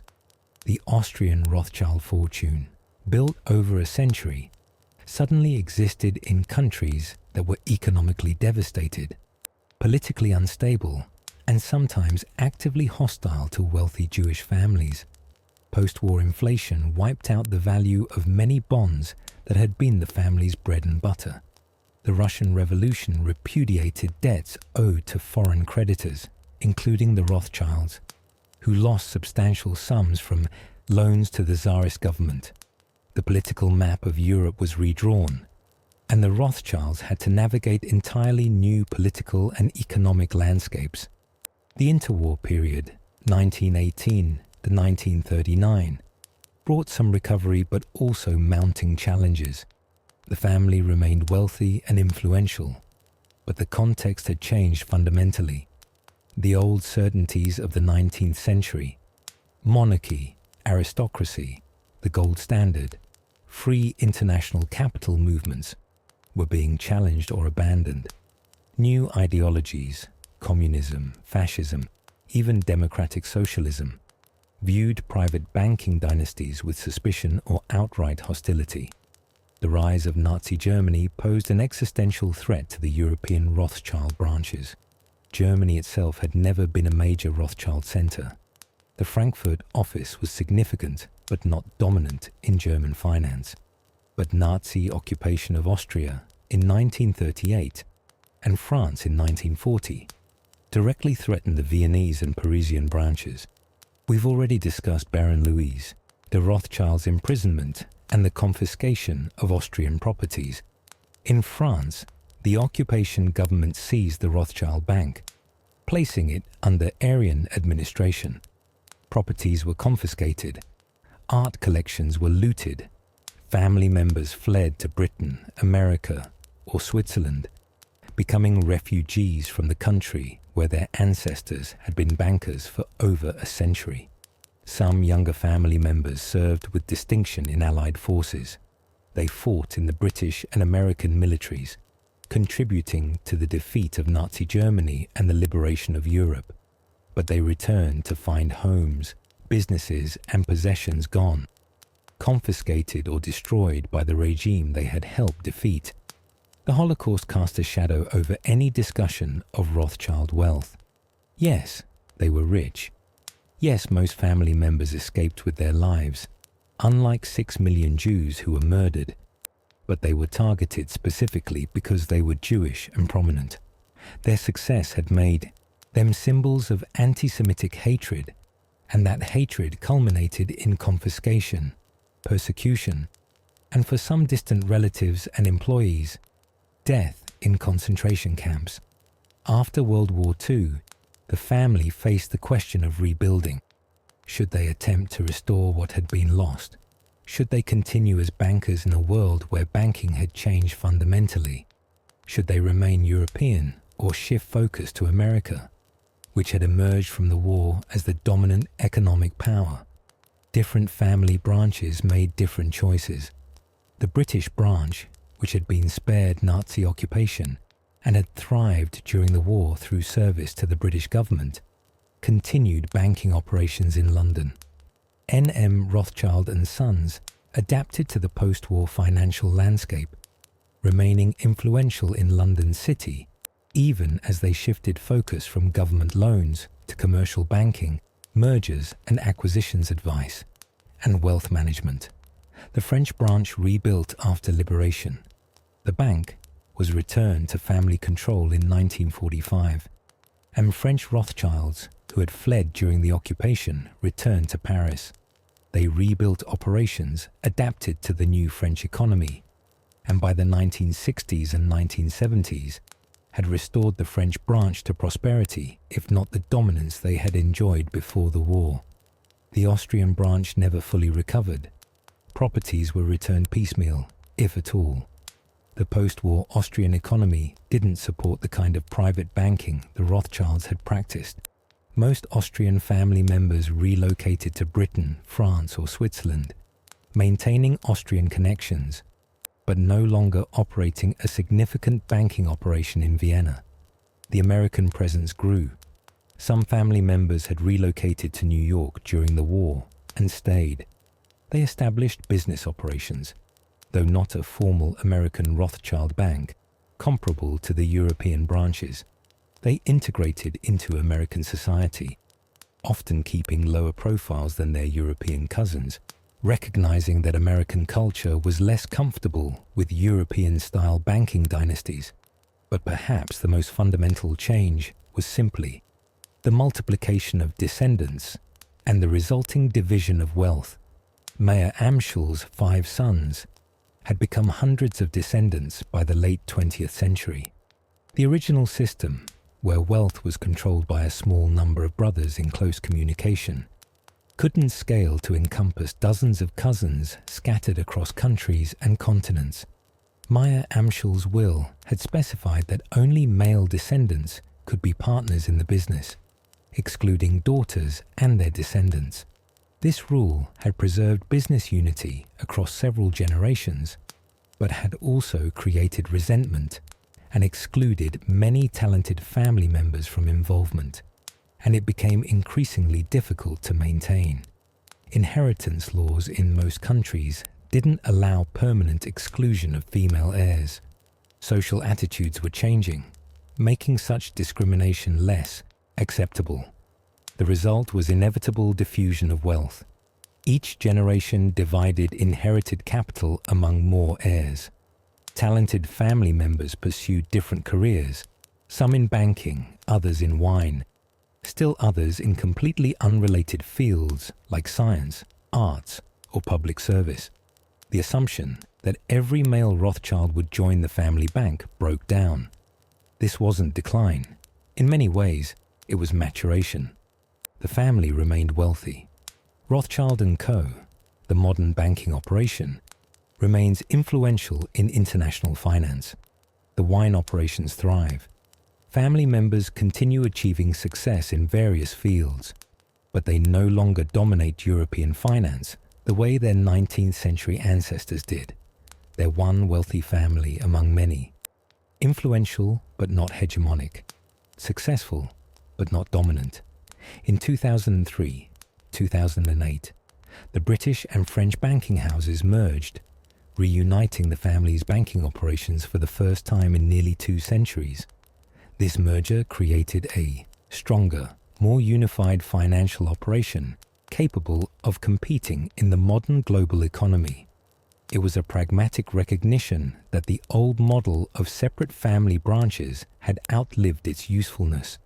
The modern Rothschild family includes investment bankers, but also winemakers, art historians, scientists, philanthropists, and people pursuing entirely ordinary careers.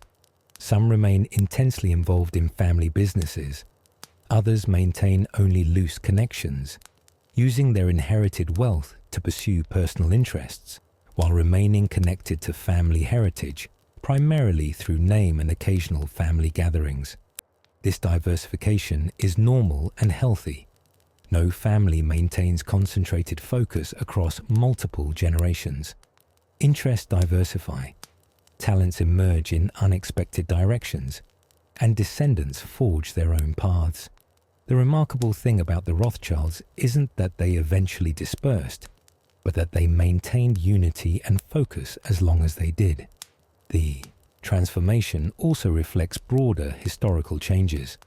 The 19th century model of private banking has largely been superseded by modern financial institutions, public companies with shareholders, commercial banks with depositors, central banks managing monetary policy, and investment banks operating at scales that private firms can't match.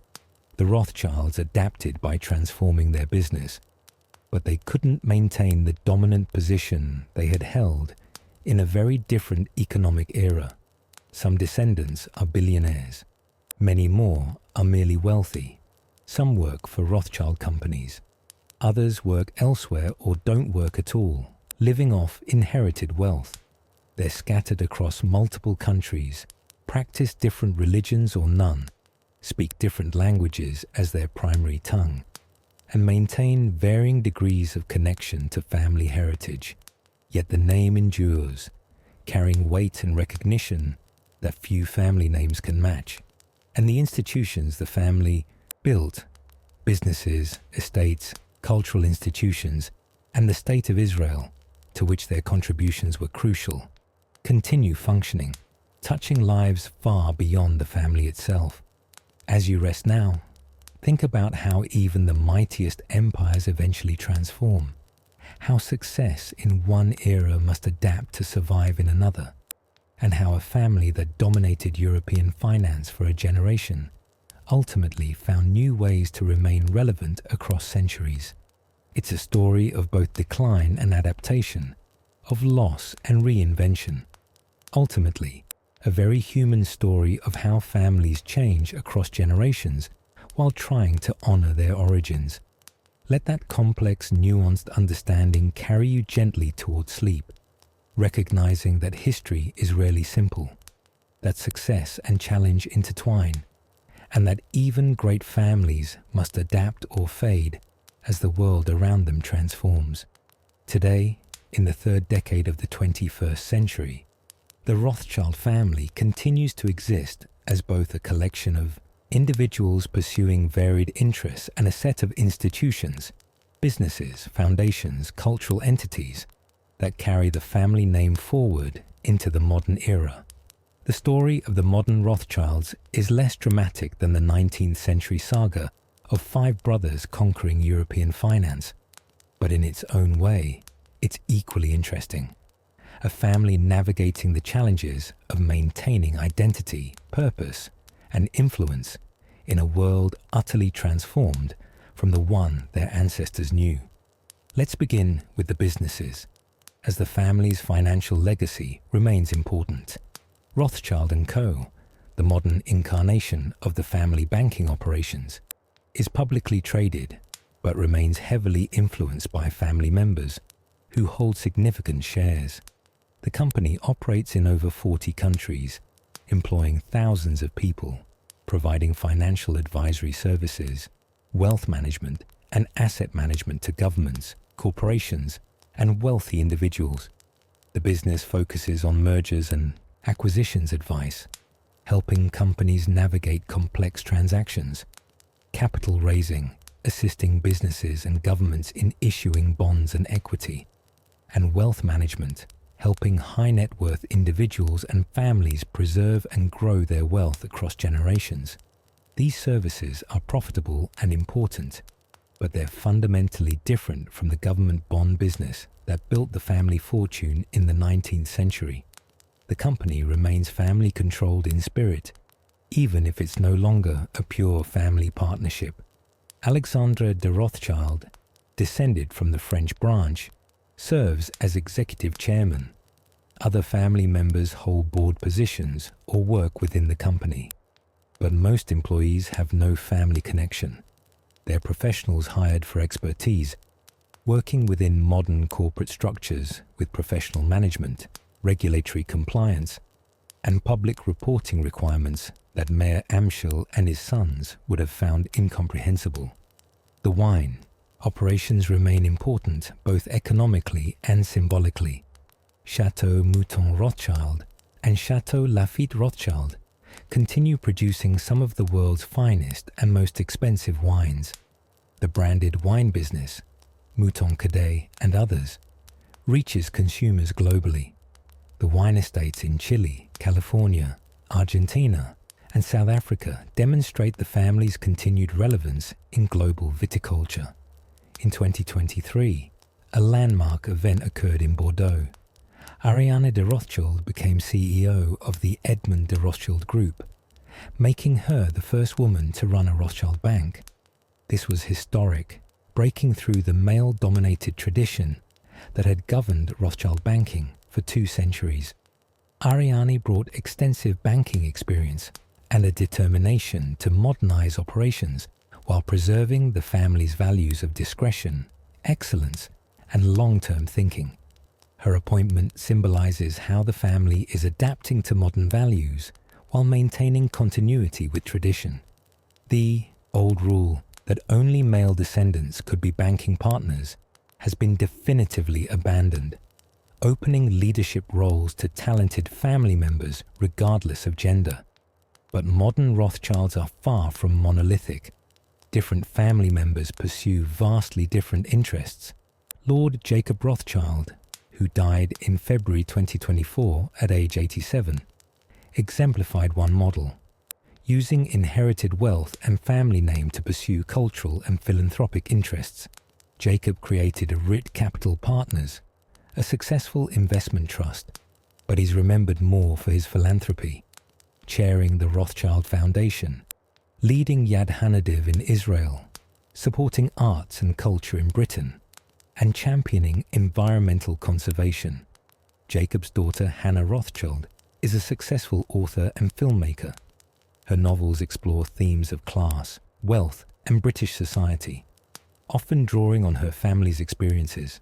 She served as chair of the National Gallery in London from 2015 to 2019, the first woman to hold that position, continuing the family tradition of arts patronage while bringing her own vision to one of Britain's most important cultural institutions. Her sister Beth Rothschild is a businesswoman and philanthropist. Their brother, Nathaniel Rothschild, worked in hedge funds and natural resources, at one point reportedly worth $1 billion. Though his wealth has fluctuated with business ventures, James Rothschild married Nicky Hilton, sister of Paris Hilton, in a 2015 wedding at Kensington Palace that merged old European banking aristocracy with new American celebrity culture, a very 21st century union that would have baffled the family's 19th century ancestors. David Mayer de Rothschild is an environmental activist and adventurer, using his platform to raise awareness about climate change and environmental conservation. He sailed on ships made from recycled plastic, led expeditions to highlight ecological challenges, and funded environmental projects globally. His approach to family responsibility focuses on planetary stewardship rather than traditional banking or philanthropy. Some family members maintain very private lives, avoiding publicity and focusing on personal interests far from finance or public affairs. Some are scientists, academics, or professionals in fields completely unrelated to banking. Some marry outside the Jewish community, something that would have been unthinkable in earlier generations. Some maintain strong Jewish identity and support Jewish causes. Others identify primarily with national cultures or pursue entirely secular lives. This diversity is inevitable for a family that now includes several hundred living descendants spread across multiple countries. But it raises questions. What does it mean to be a Rothschild in the 21st century? Is it primarily about banking, about Jewish identity, about inherited wealth, about family name and historical legacy? Different family members would answer differently, and there's no longer a patriarch who can impose a single answer. The tight family unity that Mayer Amschel insisted upon and his sons maintained has given way to something looser, more individualistic, more adapted to modern values of personal choice and autonomy. Yet, certain themes persist. Many Rothschilds remain committed to Jewish causes and to Israel. Family foundations, Yad Hanadiv, the Rothschild Foundation, and others, continue supporting education, culture, and social welfare. The tradition of philanthropic engagement remains strong, even if individual family members choose different causes to support. The family also continues producing notable collectors and patrons of the arts. Various Rothschilds have assembled significant art collections, donated masterpieces to museums, funded cultural institutions, and supported artists. The tradition of Le Goût Rothschild, the Rothschild taste, persists, with family members often showing sophisticated appreciation for fine art, antiquities, and cultural treasures. Environmental conservation has emerged as a new focus for some family members, reflecting 21st century concerns about climate change and ecological sustainability. The family's estates in England and France incorporate conservation management, preserving habitats and biodiversity. Some family members have become vocal advocates for environmental causes, using their platform to promote sustainability. The family's relationship with public attention has evolved. In the 19th century, the Rothschilds were simultaneously prominent and discreet. Everyone knew who they were, but they carefully guarded business secrets and private affairs. In the 21st century, some family members maintain that discretion, while others engage more openly with media and public life. Social media has created new challenges. Conspiracy theories about the family spread more rapidly online than through the pamphlets of previous centuries. Antisemitic content targeting the Rothschilds circulates constantly, requiring family members to navigate public life while facing persistent hatred simply because of their name. The family has generally chosen not to engage directly with conspiracists, recognizing that engagement often amplifies false claims, rather than debunking them. Instead, they let their actions speak. Their businesses operate transparently within regulatory frameworks. Their foundations publish information about their work, and their individual achievements demonstrate that success comes through merit, not through the sinister manipulation alleged by conspiracy theories. The wealth question fascinates outsiders. How rich are the Rothschilds? The honest answer is, it's complicated. The family collectively possesses substantial wealth. Some estimates suggest several $100 billion across all descendants, though reliable figures are impossible to establish. But that wealth is divided among hundreds of people, invested in diverse assets, and not controlled by any single person or entity. Individual family members' wealth varies enormously. A few are billionaires or near billionaires. Many more are merely rich, tens or hundreds of millions, enough to live very comfortably, but not to dominate global finance. Some rely primarily on inherited wealth managed by trustees. Others have built independent fortunes through their own business ventures. The family is far from being the richest in the world, despite conspiracy theories claiming otherwise. Various estimates of the world's wealthiest families place several others: Waltons, Walmart, Koch's, industrial conglomerate, Mars family, Candy, and others, ahead of the collective Rothschild fortune. And unlike these families, which have concentrated wealth in closely held businesses, Rothschild wealth is dispersed across hundreds of heirs, numerous independent businesses, and diverse investments. What the family does have, perhaps more valuable than simple wealth, is legacy, a name that carries weight, a history that commands respect, at least from those not consumed by conspiracy thinking, networks built over generations, and institutions that continue operating long after the individuals who created them have passed. The Rothschild name opens doors, certainly, but it also attracts scrutiny, invites resentment, and brings responsibilities that descendants didn't choose but inherit along with the name. Being a Rothschild in the 21st century means carrying that complex legacy, the achievements and the prejudices, the wealth and the responsibility, the pride and the burden. Modern family members navigate this complexity in various ways. Some embrace their heritage, actively working in family businesses or foundations. Others distance themselves, using wealth for personal pursuits, while maintaining only loose connections to family institutions. Some are public figures, comfortable with attention. Others fiercely guard privacy, avoiding media and public life. But whether actively engaged or relatively distant, they all carry a name that means something.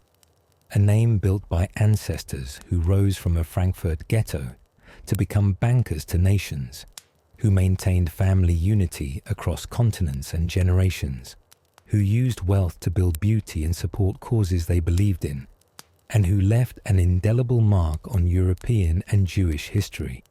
As you drift now towards sleep, think about how families change across centuries while trying to maintain connection to their origins, how wealth brings both opportunity and complication, and how even the most famous names belong ultimately to individual human beings trying to make meaningful lives in the circumstances they've inherited. The modern Rothschilds are neither the titans of finance their ancestors were, nor the sinister conspirators of antisemitic imagination. They're people, complex and varied, navigating the 21st century while carrying a remarkable historical legacy. As we come to the end of this long journey through Rothschild history, it's worth stepping back to consider what it all means, what this family achieved, what they represented, and what their story can teach us about talent, ambition, unity, and the complex interplay of individual achievement and historical circumstance. The Rothschild story, at its core, is about transformation, personal, familial, and societal. It begins with Mayer Amschel, an orphan in Frankfurt's Jewish ghetto, confined by countless restrictions yet dreaming dreams that seemed absurdly ambitious given his circumstances. It rises through 5 brothers who took their father's vision and exceeded even his grandest hopes. building a financial network that spanned a continent and influenced the fates of nations.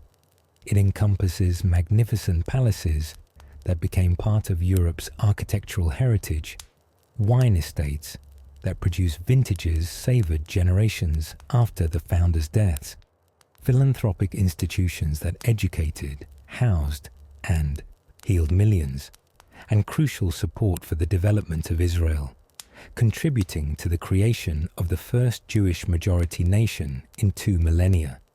And it continues today in descendants pursuing varied paths while trying to honour their heritage, in businesses operating globally, in foundations supporting causes the founders would recognise and others they could never have imagined. What made this achievement possible? Several factors stand out. First, talent. Mayer Amschel possessed genuine financial genius, able to understand complex transactions, assess risk, build relationships, and spot opportunities others missed. His sons inherited or learned this talent, each contributing their own strengths to the family enterprise. Talent alone doesn't guarantee success, but without it, success is impossible, especially at the level the Rothschilds achieved. Second, unity. Mayer Amschel's insistence that his sons work together, his creation of partnership structures that bound them in common purpose, and the brothers' willingness to subordinate individual ambitions to family success. This unity was the foundation of everything else. They shared information, shared capital, shared risk, and shared rewards. The 5 arrows metaphor was precise.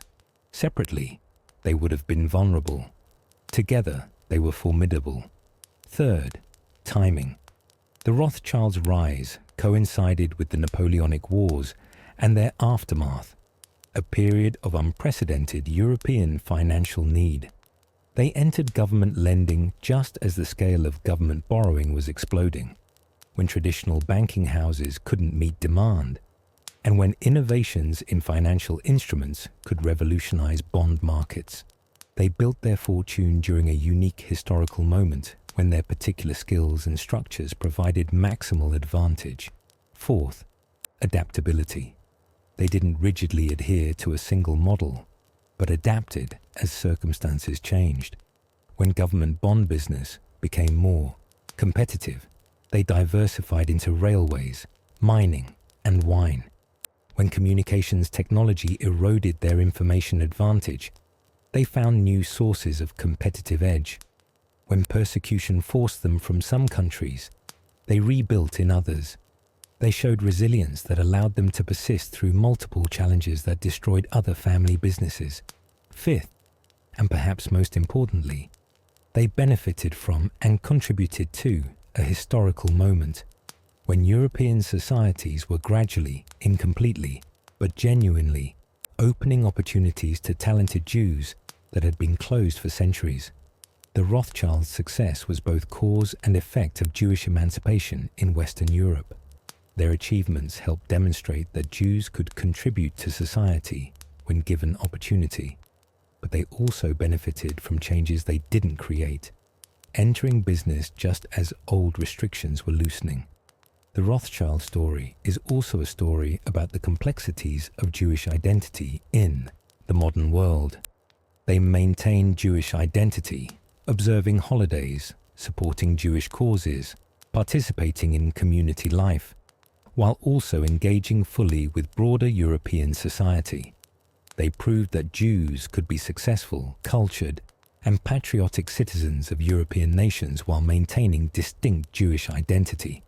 This was a delicate balance, never entirely successful, always attracting critics who claimed Jews could never truly be French, British, or Austrian. The persistent anti-Semitism the family faced, from the 1846 Satan pamphlet through Nazi persecution to modern conspiracy theories, reveals uncomfortable truths about prejudice and resentment. The Rothschilds succeeded on merit. Their banking operations were profitable because they were competent. Their bonds were trusted because they honored commitments. Their advice was sought because it was sound. Yet success bred resentment. particularly when it challenged assumptions about Jews' proper place in society. The conspiracy theories serve a function for those who believe them.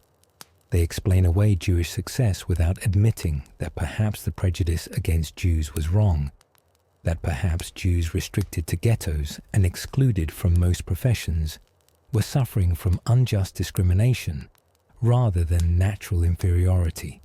It's easier to claim that the Rothschilds succeeded through manipulation than to confront historical injustice.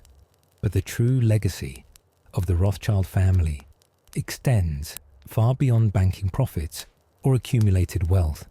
Consider the buildings they constructed, many now serving as museums, galleries, and public spaces accessible to millions. Waddesdon Manor welcomes nearly 500,000 visitors annually, sharing its art collections and gardens with the public.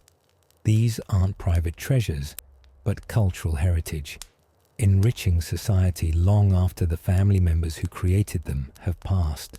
The Israeli institutions they funded, the Knesset, Supreme Court, and National Library, served democratic governance, rule of law, and cultural preservation for an entire nation. Every Israeli election, every court case protecting individual rights, every researcher accessing rare texts occurs in buildings that exist because Rothschild philanthropy made them possible. The wine industry they transformed, introducing innovations that improved quality globally, while also making fine wine more accessible through brands like Mouton Cadet. They demonstrated that quality and accessibility could coexist, that excellence needn't be exclusive. The philanthropy they practiced, establishing models of systematic, sustained, institutionalized giving that influenced how subsequent generations of wealthy families approached charitable giving. The 4% Industrial Dwellings Company proved that social housing could be provided sustainably. The educational institutions they supported opened opportunities for thousands of students. The medical facilities they funded saved countless lives. The settlements they supported in Palestine, which contributed to creating the infrastructure and economic foundation that allowed Israel to emerge as a viable nation.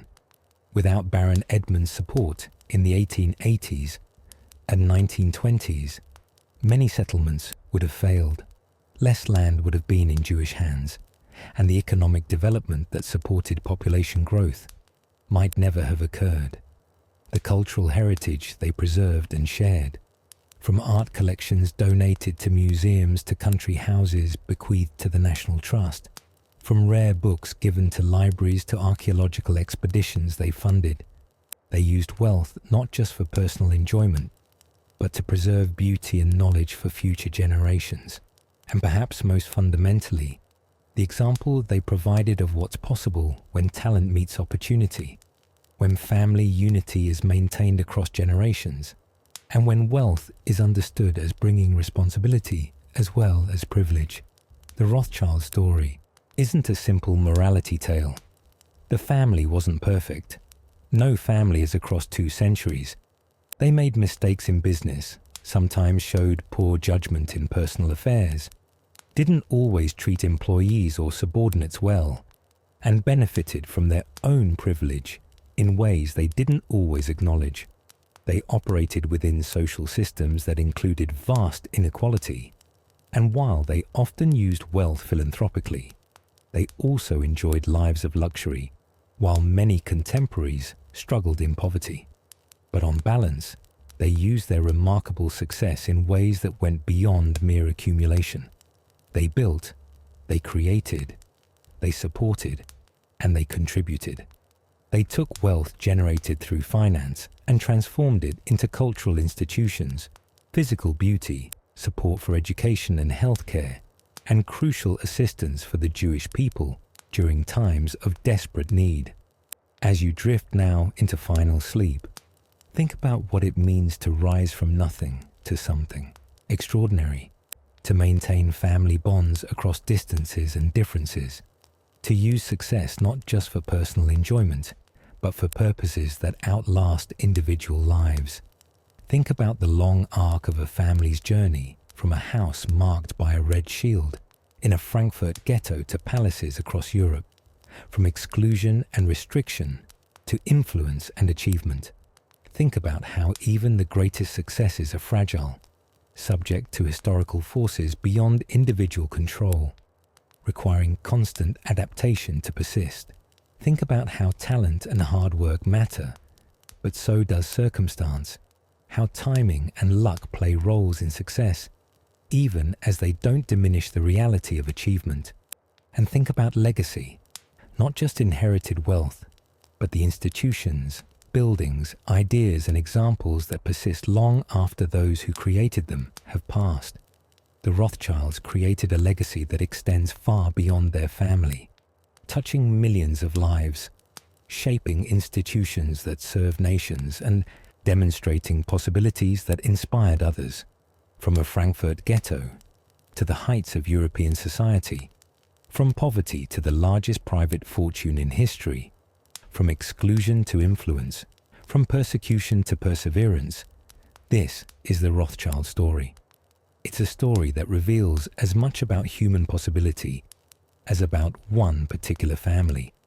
It's a story that demonstrates how much can be achieved when talent, unity, and opportunity align. And it's a story that continues as each new generation of Rothschilds decides how to carry this remarkable legacy forward. May this story have carried you gently through these hours toward restful sleep. May you wake refreshed, with dreams perhaps touched by images of magnificent houses, ancient vineyards, bustling trading floors, and one family's extraordinary journey through history. The Rothschild legacy endures not just in wealth, but in what that wealth created: beauty, knowledge, institutions, and inspiration for all who hear their remarkable story. Sleep well, dear listener, until we meet again in another tale from history's quiet corners. And so, our journey through the entire history of the Rothschild family comes to a gentle close. From Mayer Amschel's birth in Frankfurt's Judengasse in 1744 to the family's continued influence in the 21st century, we've traveled through nearly 3 centuries of remarkable achievement, persistent challenge, spectacular success, and quiet perseverance. We've seen how 5 brothers, working in remarkable unity, built a financial empire that dominated European banking for generations. We've explored the magnificent palaces they constructed, the finest wines they produce, and the profound impact of their philanthropy. We've witnessed their crucial support for Israel's development, from early settlements to democratic institutions, and we've confronted the dark shadow of antisemitic conspiracy theories that have plagued the family despite their achievements. Thank you for spending these hours with me, letting this long tale carry you gently towards sleep. I hope you found it both informative and restful, that you learned something about this remarkable family while also drifting into peaceful slumber. Now, before you fully surrender to sleep, I would love to hear from you in the comments. I know many of you are a bit shy. That's perfectly okay. Even just a simple thank you or I learned something new tonight would mean so much. Or perhaps you could share which part of the Rothschild story fascinated you most.